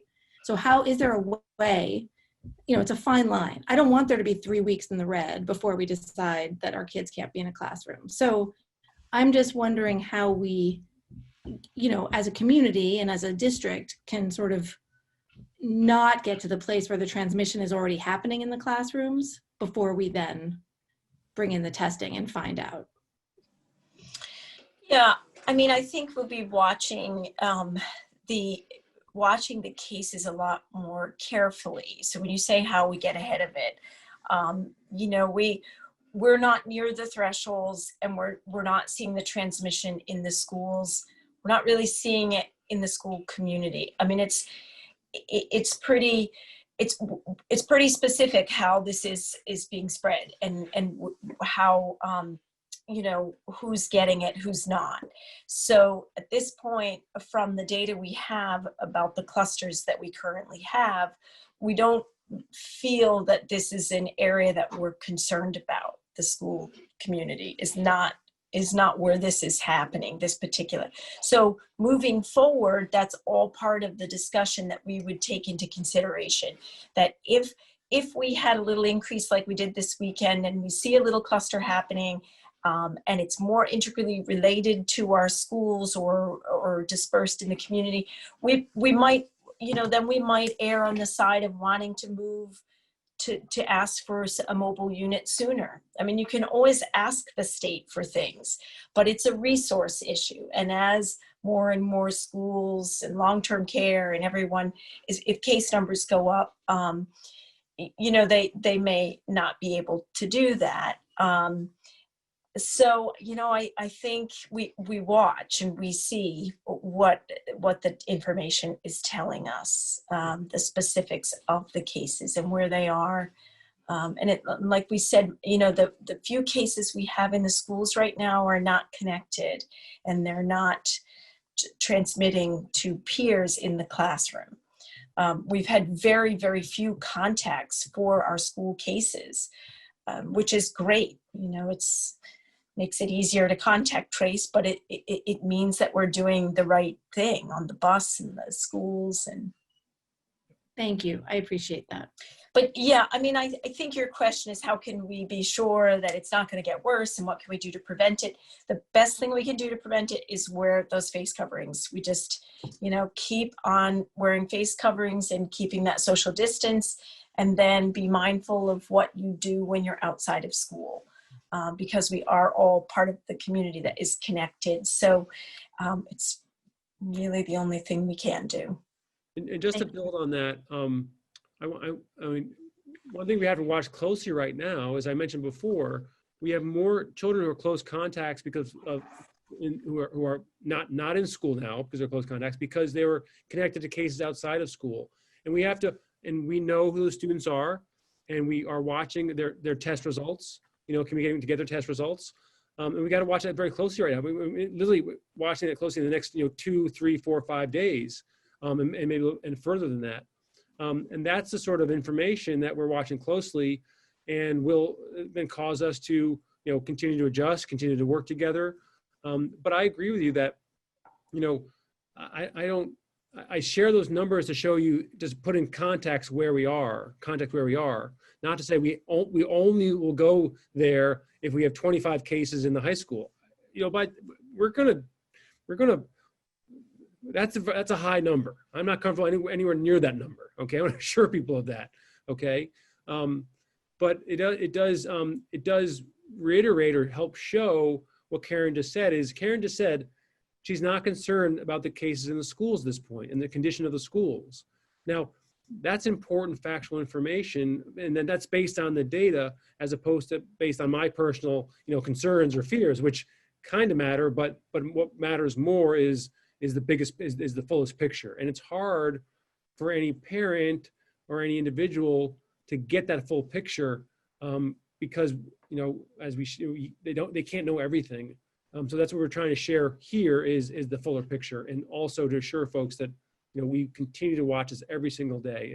It is never, ever far from the work we're doing. It's the work we're doing, I should say.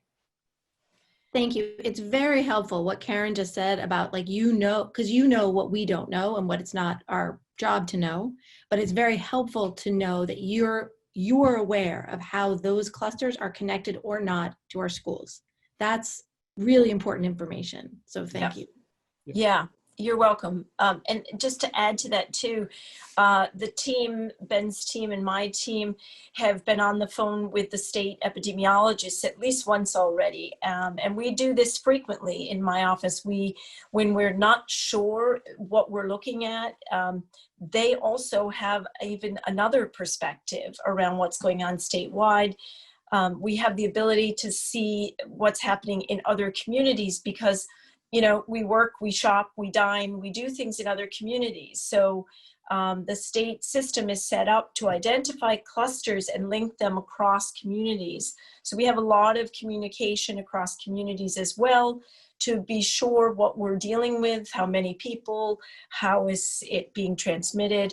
So we have done that with the state EPI. We will continue to do that whenever we have questions to really make sure that we're understanding the full picture, and if there are connections that we might have missed that aren't obvious, and the EPIs are great and they've seen it all and they ask us a lot of questions and they look at all of the data with us.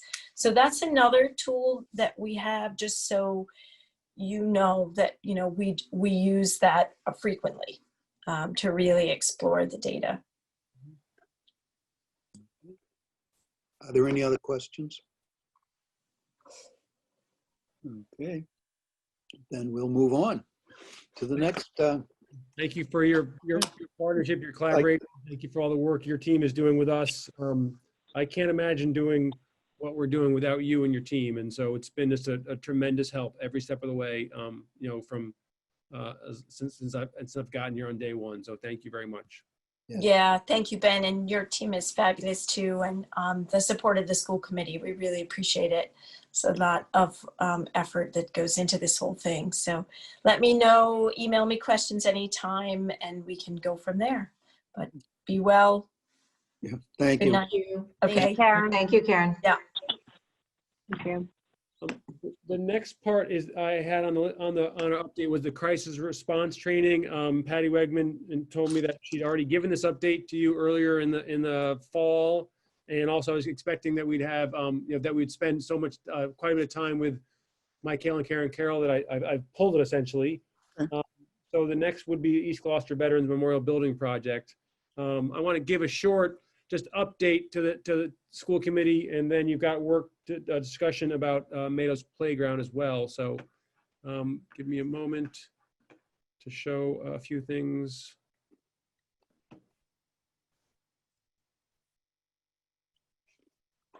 Can you see? Yeah, here we go. So I just want a couple of things. We are having community forums now. Let's see, community forums, 3 of them. We held our first last night. It wasn't really highly attended, but there were some stalwarts there. We're doing them. That's really too big. That It's too big. It's. Oh, what you're seeing is too big? The screen's way too big. Sorry. Yeah, okay. Tell me if it gets better. No? Okay, hold on a second. Let me stop the sharing and then restart the sharing. Hold on. Thank you, Jonathan, for letting me know that and not letting me just proceed blindly. Is that better? Much better. Okay. Is that better still or worse? Okay, great. Okay, so just to back up, we'll have another community forum at 6:30, and then next Tuesday, and then on October 27th at 7:30. We're doing it different times. Hopefully that'll help folks who can. These are essentially the same presentation and forum. So if you have come to one, you don't need to come to others. And we have a question and answer section during as well. I'm going to show a few updates just to help people get a sense of what we're working on. I do want to remind folks that the building project is, and so just in terms of the these presentations, they're about helping people understand what question 3 is about and what the building project is about as background to help inform them. So we'd like to make sure everyone knows that the effort to rebuild East Gloucester and veterans is part of the 3-part long-term plan that the school committee, sort of put in place with the rebuilding of West Parish. You can see on this slide that our schools are quite old. In fact, the newest one, quote unquote, is older than I am, built in 1966. That's Plum Cove. And the other piece is that, that there's a real risk to Beaman and Plum Cove getting addressed if we don't go forward with East Gloucester and veterans. So we talk about that. Ultimately, what we want to do is make sure that East Gloucester veterans, Beaman and Plum Cove, are on par with the West Parish School. I was, as I mentioned, meeting with West Parish, the PTO, went to the PTO meeting at West Parish last night, or on Zoom actually. And one of the things those parents said is they described how they're, for those folks who are in fourth grade and younger, they quote unquote, they said their students only know the beautiful West Parish School. They didn't know the one that was built in the 1940s. They only know the new one. And what I'm hoping is our community will support this ongoing work.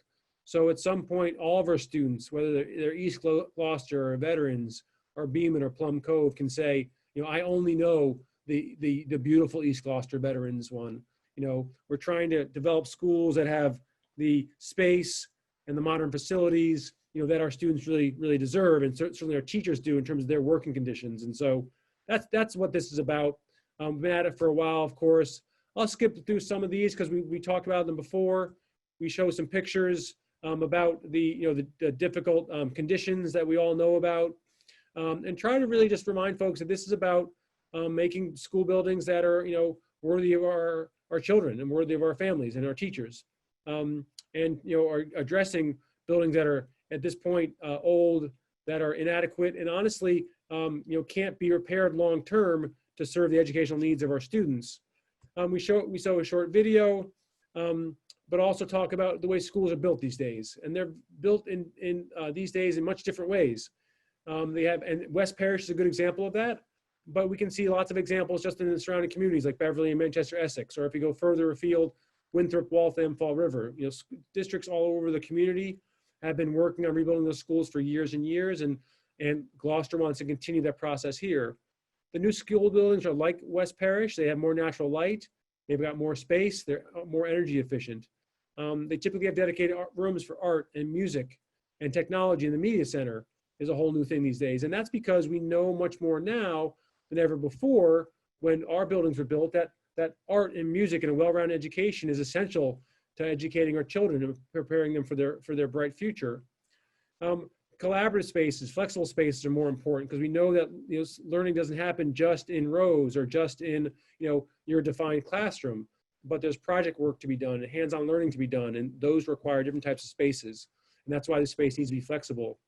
And then also, one of the things we don't have in many of our schools, especially at East Gloucester and also to some extent at Veterans, are the small group rooms, so students can learn in smaller groups to get the support they need, whether that's on learning English or special education, or whether that's advancing in other subjects. So that's what we're looking at in terms of our new school, and want to make sure that the community understands that as well. And then we finished with a short video. It's been narrated by Principal Fusco and Principal Pasquarello, which we won't show tonight, but it's on our website. And we also talk about the benefits to the entire community. So certainly the benefits to safer, secure buildings that are better suited for meeting the educational needs of our students, but also community access to the school and the gym and the performing arts space, new ball fields that the City Council is committed to at Green Street to replace the field that's currently at Meadows Playground.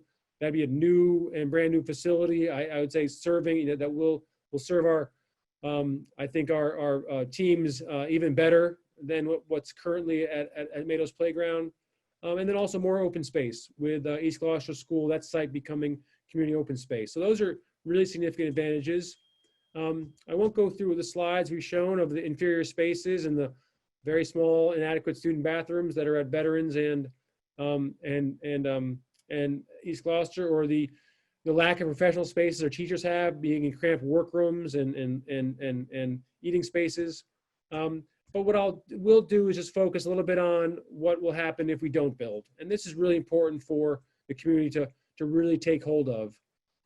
First of all, as you see here, we're eligible, and the state has committed up to $27 million to fund the project. If we don't go forward, we lose that funding very quickly. We don't have access to it. At that point, we have to restart the process with MSBA, but there's no guarantee that we can work with MSBA going forward. And they might look unkindly at us getting down the road here and then not going forward. There's no guarantee of any state funding, but it will delay the project, as much as 5 to 7 years, and costs go up every year. So a building at this point costs about $67 million, will cost taxpayers in the future $80 or $90 million. And that's in addition to losing the $27 million. And that's a big, big difference to taxpayers in our community that's tens of millions of dollars of additional cost that wouldn't be needed if we can go forward now. The other piece is that there's no way to keep the buildings as they are. We'll have to pay, if we can't build a new building for approximately $40 million to the city, the new building at this point, because of MSBA, would cost us about $40 million for the city to pay. If we can't go forward with the new building, we're still gonna have to pay tens of millions of dollars to keep the buildings running. So option one here just shows that in terms of upgrades, just basic upgrades on code and systems, no renovations, it's really repair only, would require $32 million, $16 million or so at each school. And still, within 10 years or so, those schools would have to be still rebuilt. It doesn't provide the space, doesn't improve the learning spaces or the classrooms or the gymnasium or the bathrooms. It just simply repairs things. So you still have to replace the school on top of it. The other option, number two, is still in the neighborhood of $60 million. Well, this gets you renovation, but no additions. So you have a better looking place.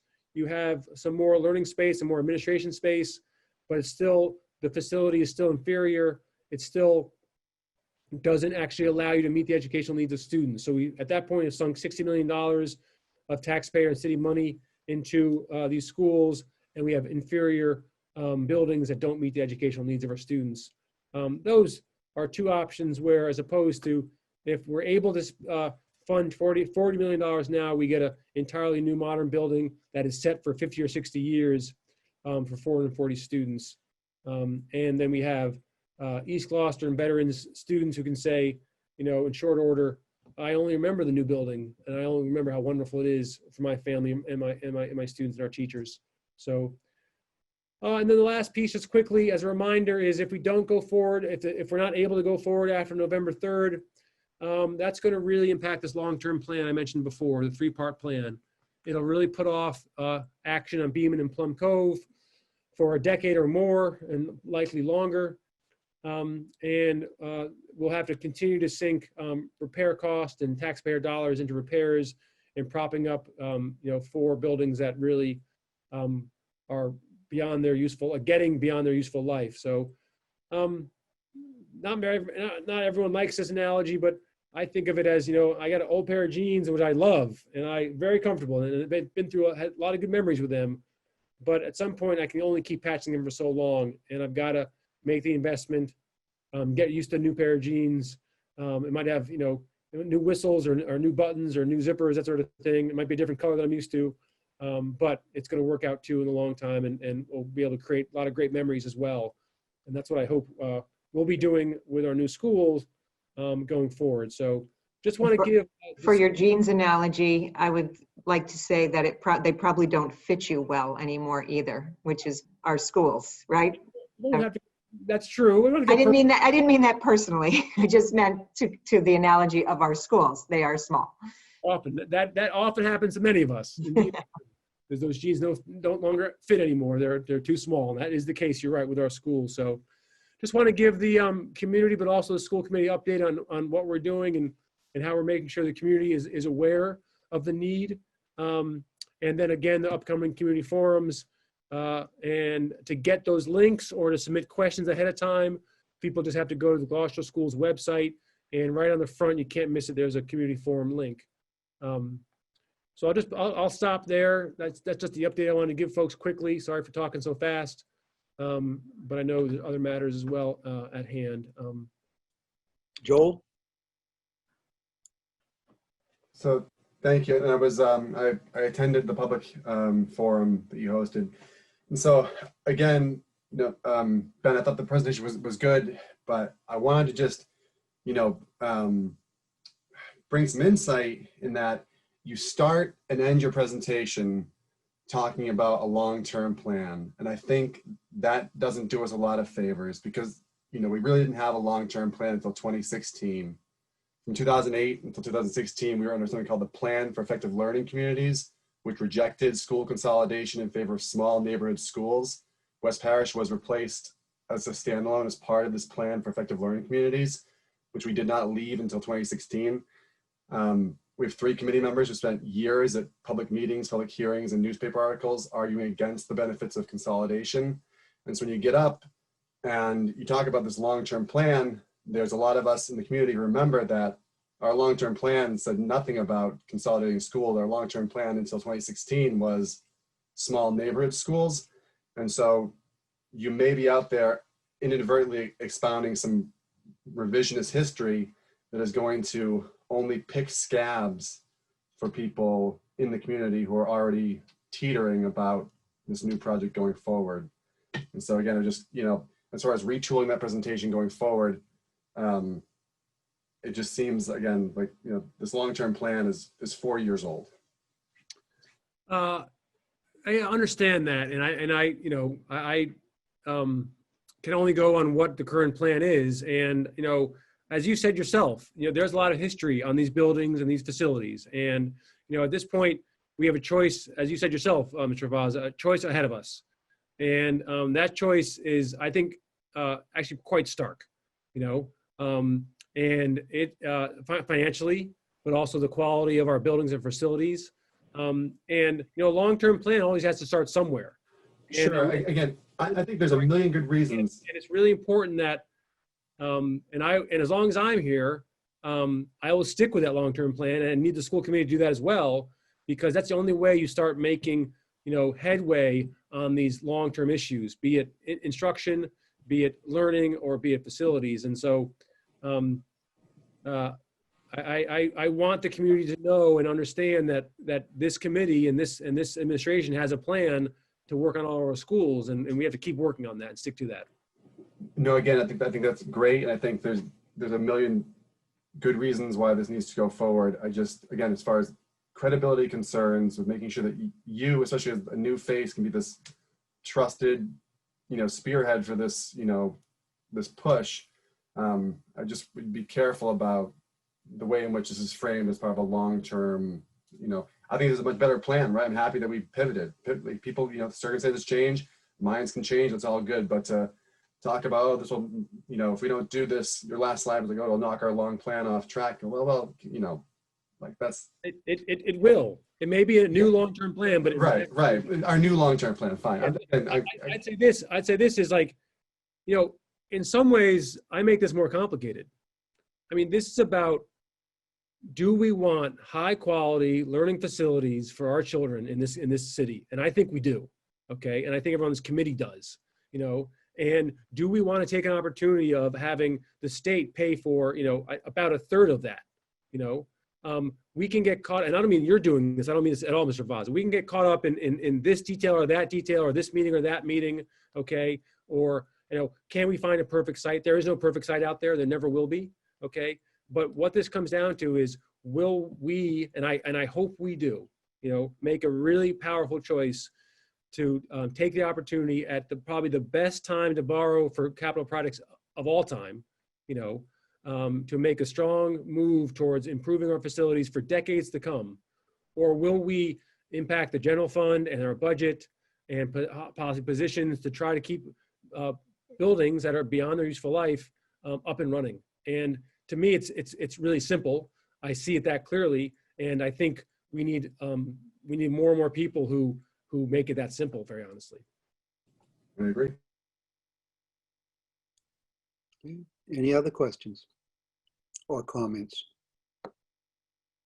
Okay, we'll move on to the next thing, which is the rededication of the Meadows Playground. This is only on the agenda because it's come up at meetings and come up within the community. When we built West Parish, there was a playground there that was dedicated to Sergeant Arthur Becker. And we rededicated that. I don't think we had a whole lot of discussion about whether we were going to do that. We had a lot of discussions at the school committee about how we were going to do it. I don't think there should be any question that we will rededicate the playgrounds at the new school to Joseph Meadows. And I just wanted to make sure that the committee was in agreement. So.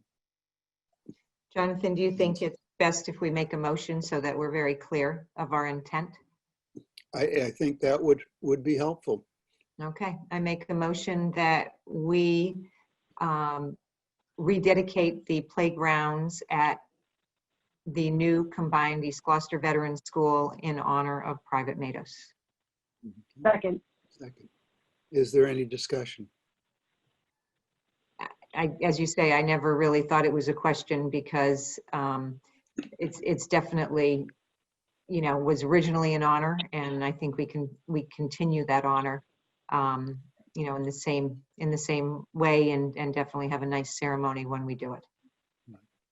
Can I just ask a question? Sure, Laura, go ahead. Is there any other, like, I don't know if the playground at East Gloucester is named for anyone or if that would change. I just want to make sure that everyone who's honored in any of these buildings will retain their honor. So I don't know if there's any other. The playground, the half of the field at East Gloucester is the Maxwell Parsons playground or field. It doesn't include the site that the school is on, except for part of the gym.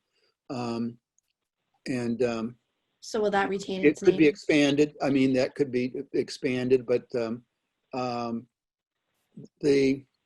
thing about naming things in the city is the school committee gets to name anything that the school is in control of. But my assumption is what will happen is that East Gloucester, when it's no longer needed, we will declare it surplus, and it will revert to the city, and it'll be up to the city what they name it.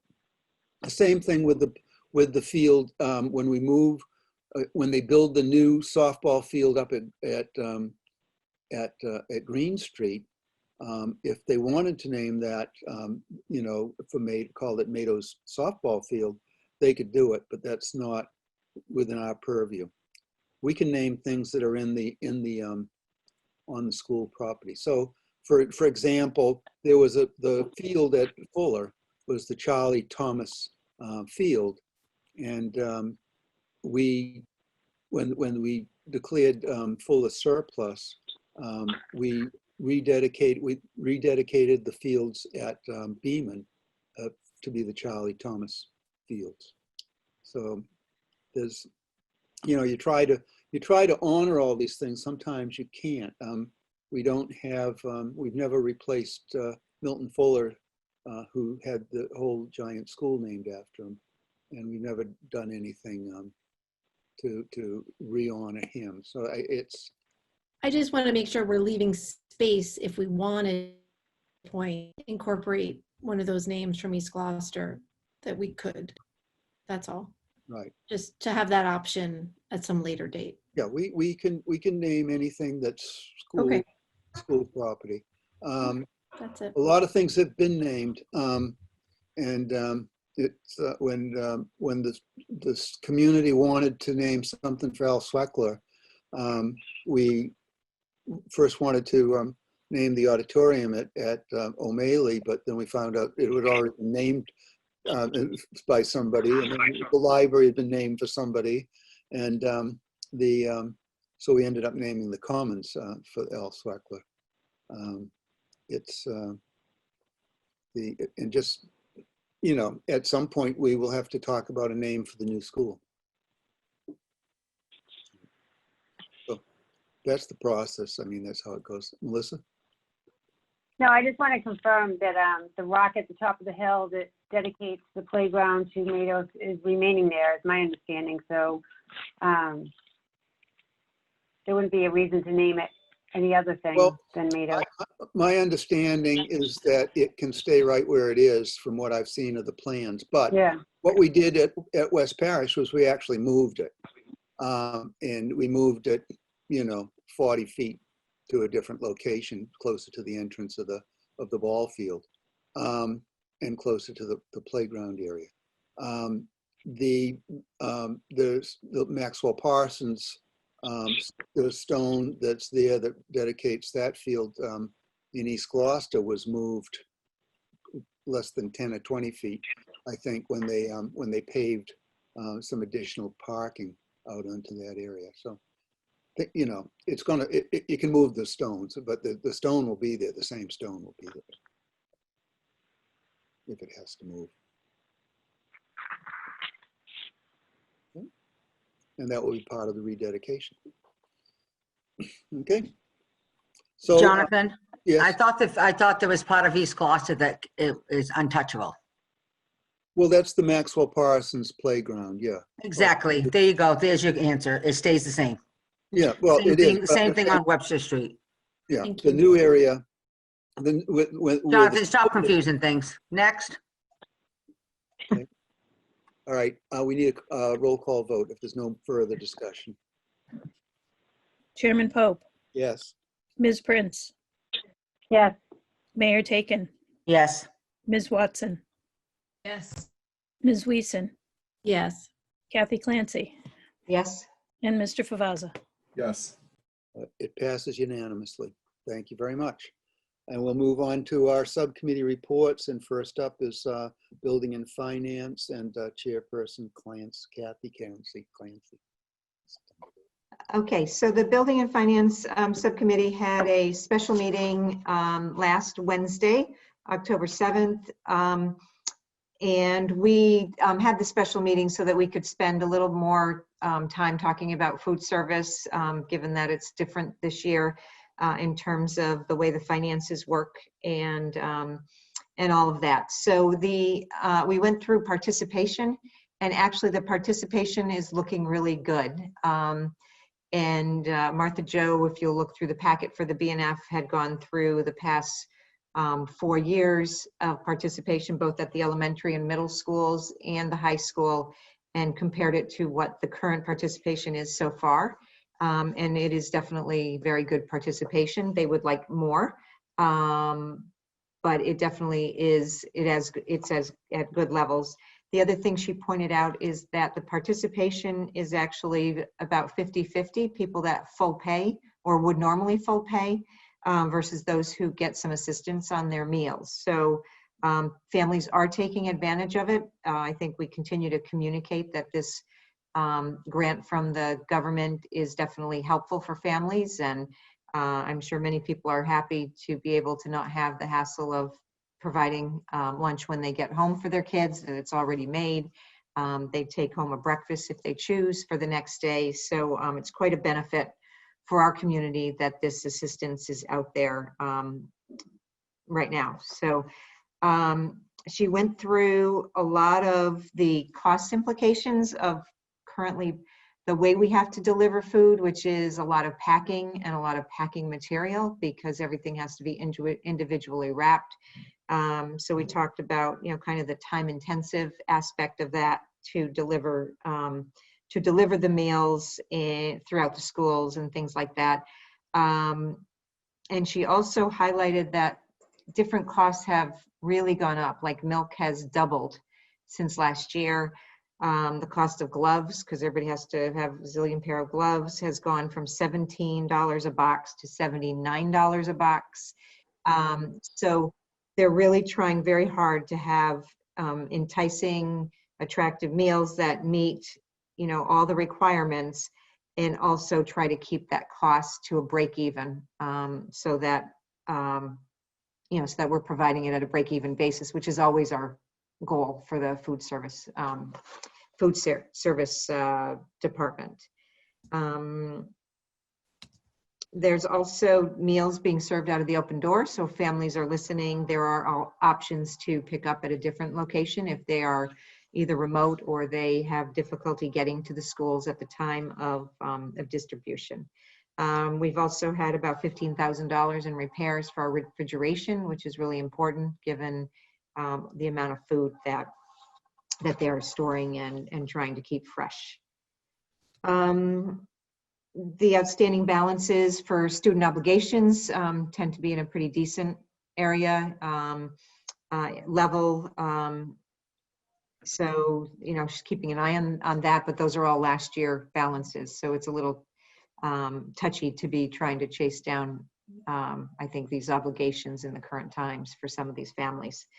And the only other thing we talked about very briefly is the DPW open tickets. And I say briefly because there's very few items on the open ticket items for our school requests. The DPW continues to do a really terrific job getting to issues that get put on that list and resolving them, or at least putting in their comments as to what it will take to resolve those things. So we're very grateful, and we continue to be grateful for both their time as well as their dedicated financial resources that allow this to happen for our students and our staff, to keep our schools in the condition that we can possibly keep them as good as they can be. And that is my report. Any questions? Then we'll move on to our program subcommittee meeting of earlier today, and Chairperson Joel Favaza. Like to report. Sure. As you mentioned, we met immediately prior to this meeting. We had a 4-item agenda. The first thing was reviewing the amended Title IX regulation. It's harassment policy file AC. The idea being that would replace the file ACAB. Michael Joyce, who drafted the policy for us, was present for some explanation and some questions. And he both explained, excuse me, that the new regulations are highly prescriptive as to what needs to be done, what can be done, what can't be done. And that in addition to the policy that he's provided, he's also provided a lot of ancillary documentation, handbooks, form letters, that sort of thing, all of which are pulled from the regs and are in compliance with the new regs. And although it's not on tonight's agenda for the full committee, the subcommittee on a motion from Laura Weeson, seconded by Samantha, voted unanimously in favor to recommend to the full school committee the replacement of file ACAB with file AC. And so if that wants to be put on a future agenda, the recommendation's in place. The next 2 items were related. We talked about options for consolidating the East Gloucester Elementary School and veterans populations upon the beginning of the 2021-2022 school year. We also talked about options for locating any students displaced by the veterans demolition and reconstruction in city-owned or school-owned buildings.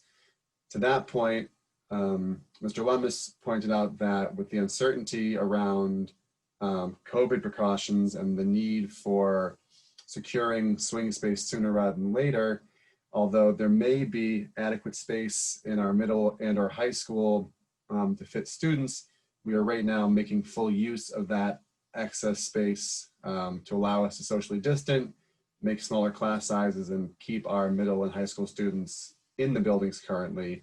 And so there was no official action or vote taken, but the will of the committee seemed to suggest that we wouldn't want to jeopardize our ability if God forbid we are still in a socially distant model next year to be able to keep that moving, because we've now stuffed 200 elementary school students into one of these buildings. So that leaves it to the building committee to get an RFP in place to look for suitable alternative swing space. And then as far as the consolidation, there was a initial conversation regarding the pros and cons.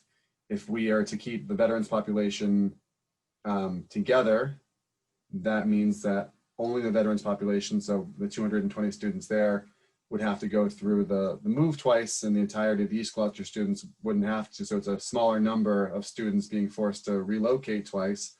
On the flip side, if you consolidate the 2 populations at the outset, you may be able to make sure that high need or high risk students are provided a better shot at getting the resources they need. You may also be able to divide up the student population in different cohorts of grade levels and utilize swing space and existing space at East Gloucester more effectively.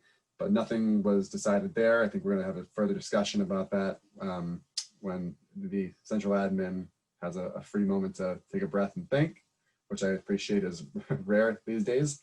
And the last thing that we discussed, again, very briefly, was Mr. Lemus's proposed goals for his evaluation for this school year, which is obviously underway.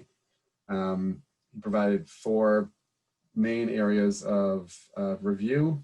We had a brief discussion about potentially adding in performance evaluation relating to the new EG Vets school project, assuming that this goes forward after November, and will require a lot of administrative wrangling throughout the spring. And again, I think that we're going to revisit that at a later date. And I see Samantha's hand up, and that's all I have to say. So if she can speak, that's fine with me. Samantha?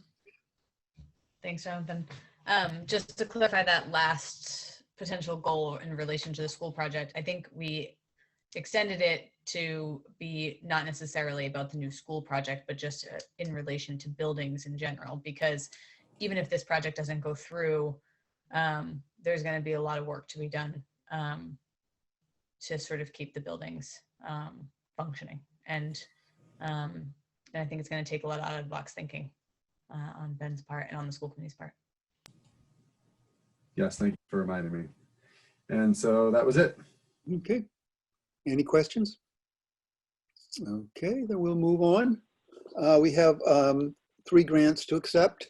The first one is Gloucester Education Foundation grant in the amount of $50,000. This is the second installment of a 3-year pledge of $150,000 made by Mr. Warren Waugh. The first installment was accepted and approved by the school committee in August 28th of 2019. This money is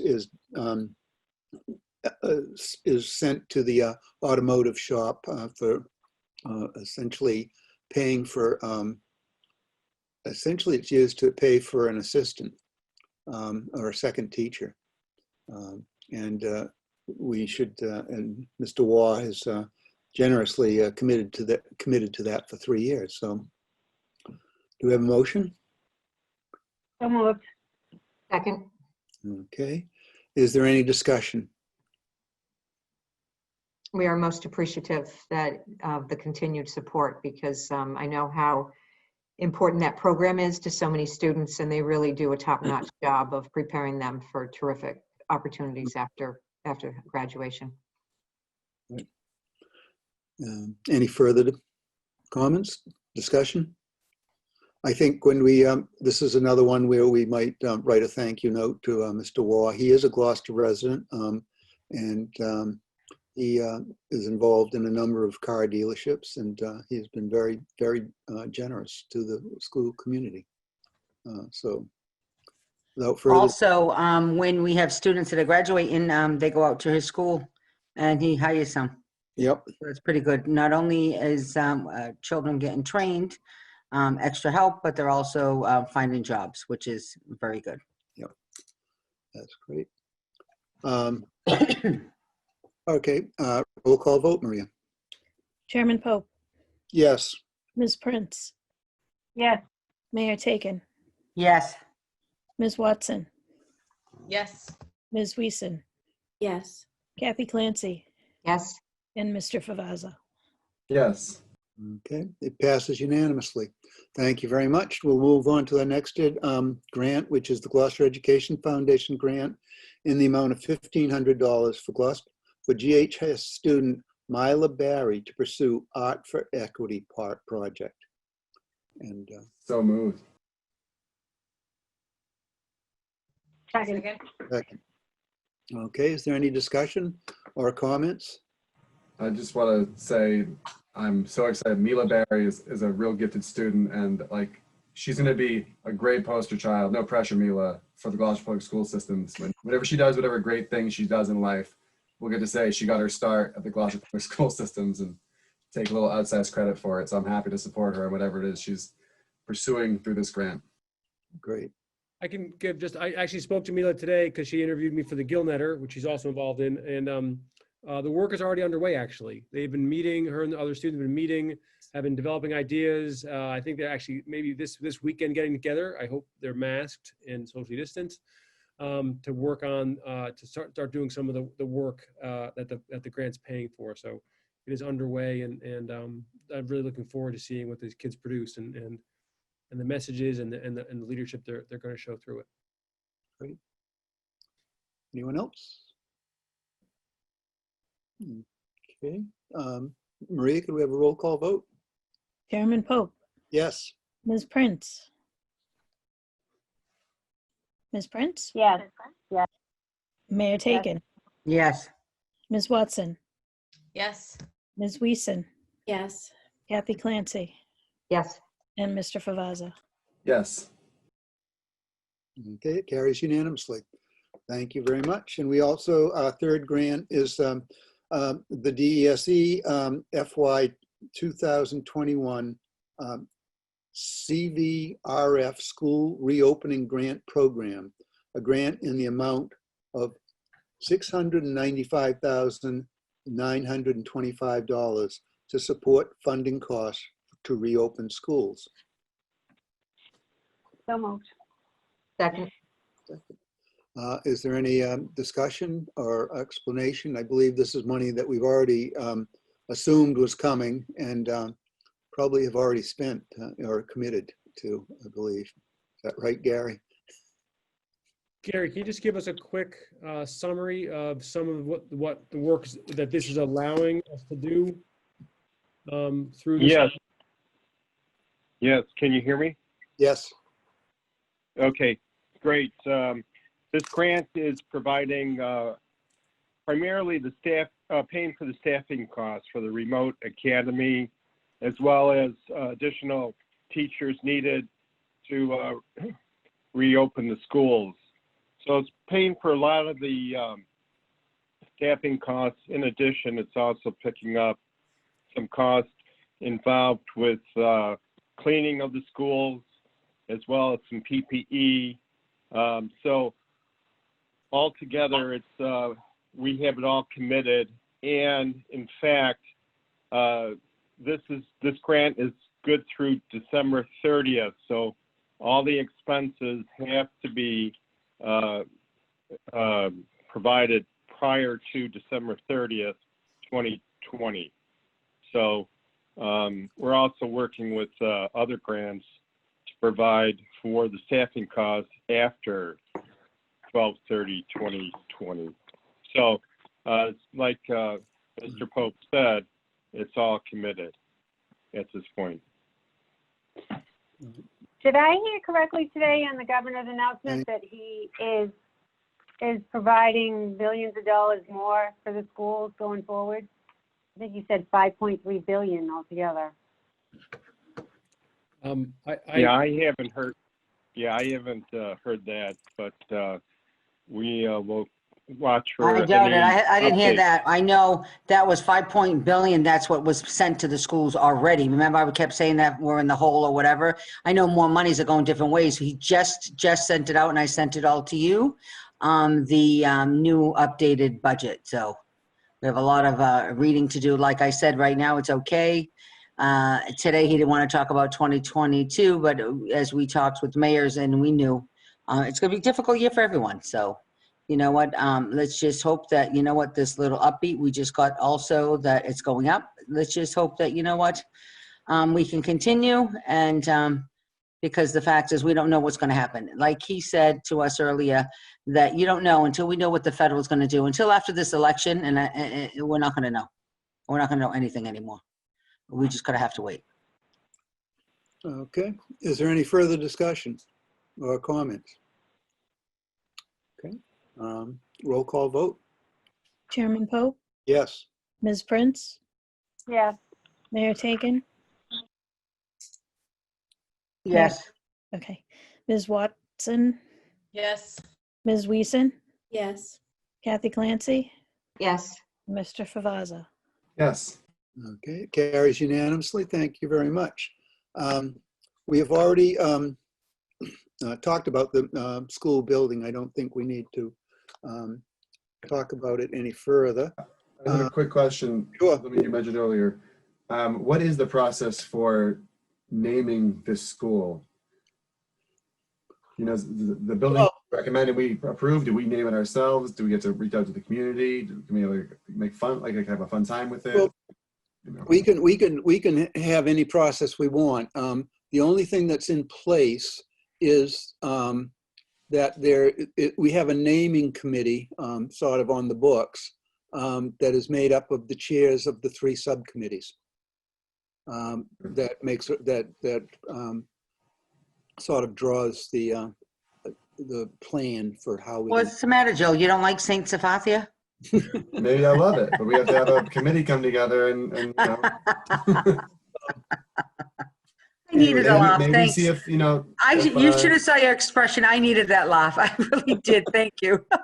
You know, we have the new balanced field over at Newell Stadium. Maybe, you know, there's the Reebok Elementary School at Webster Street. I don't know, like someone wants to give us $500,000.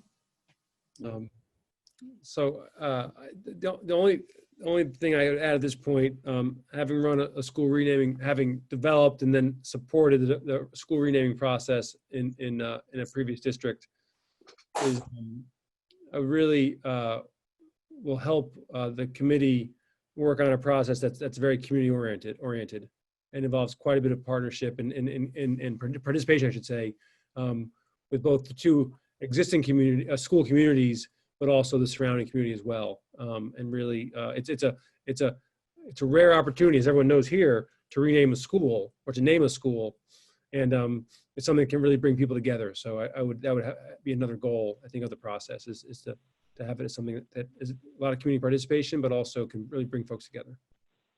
Ben, did I just hear you say you want us to allow other communities to help name our school? No. The 2 school communities. Okay. And then also the surrounding, community. I mean the neighborhood that the schools within. Okay.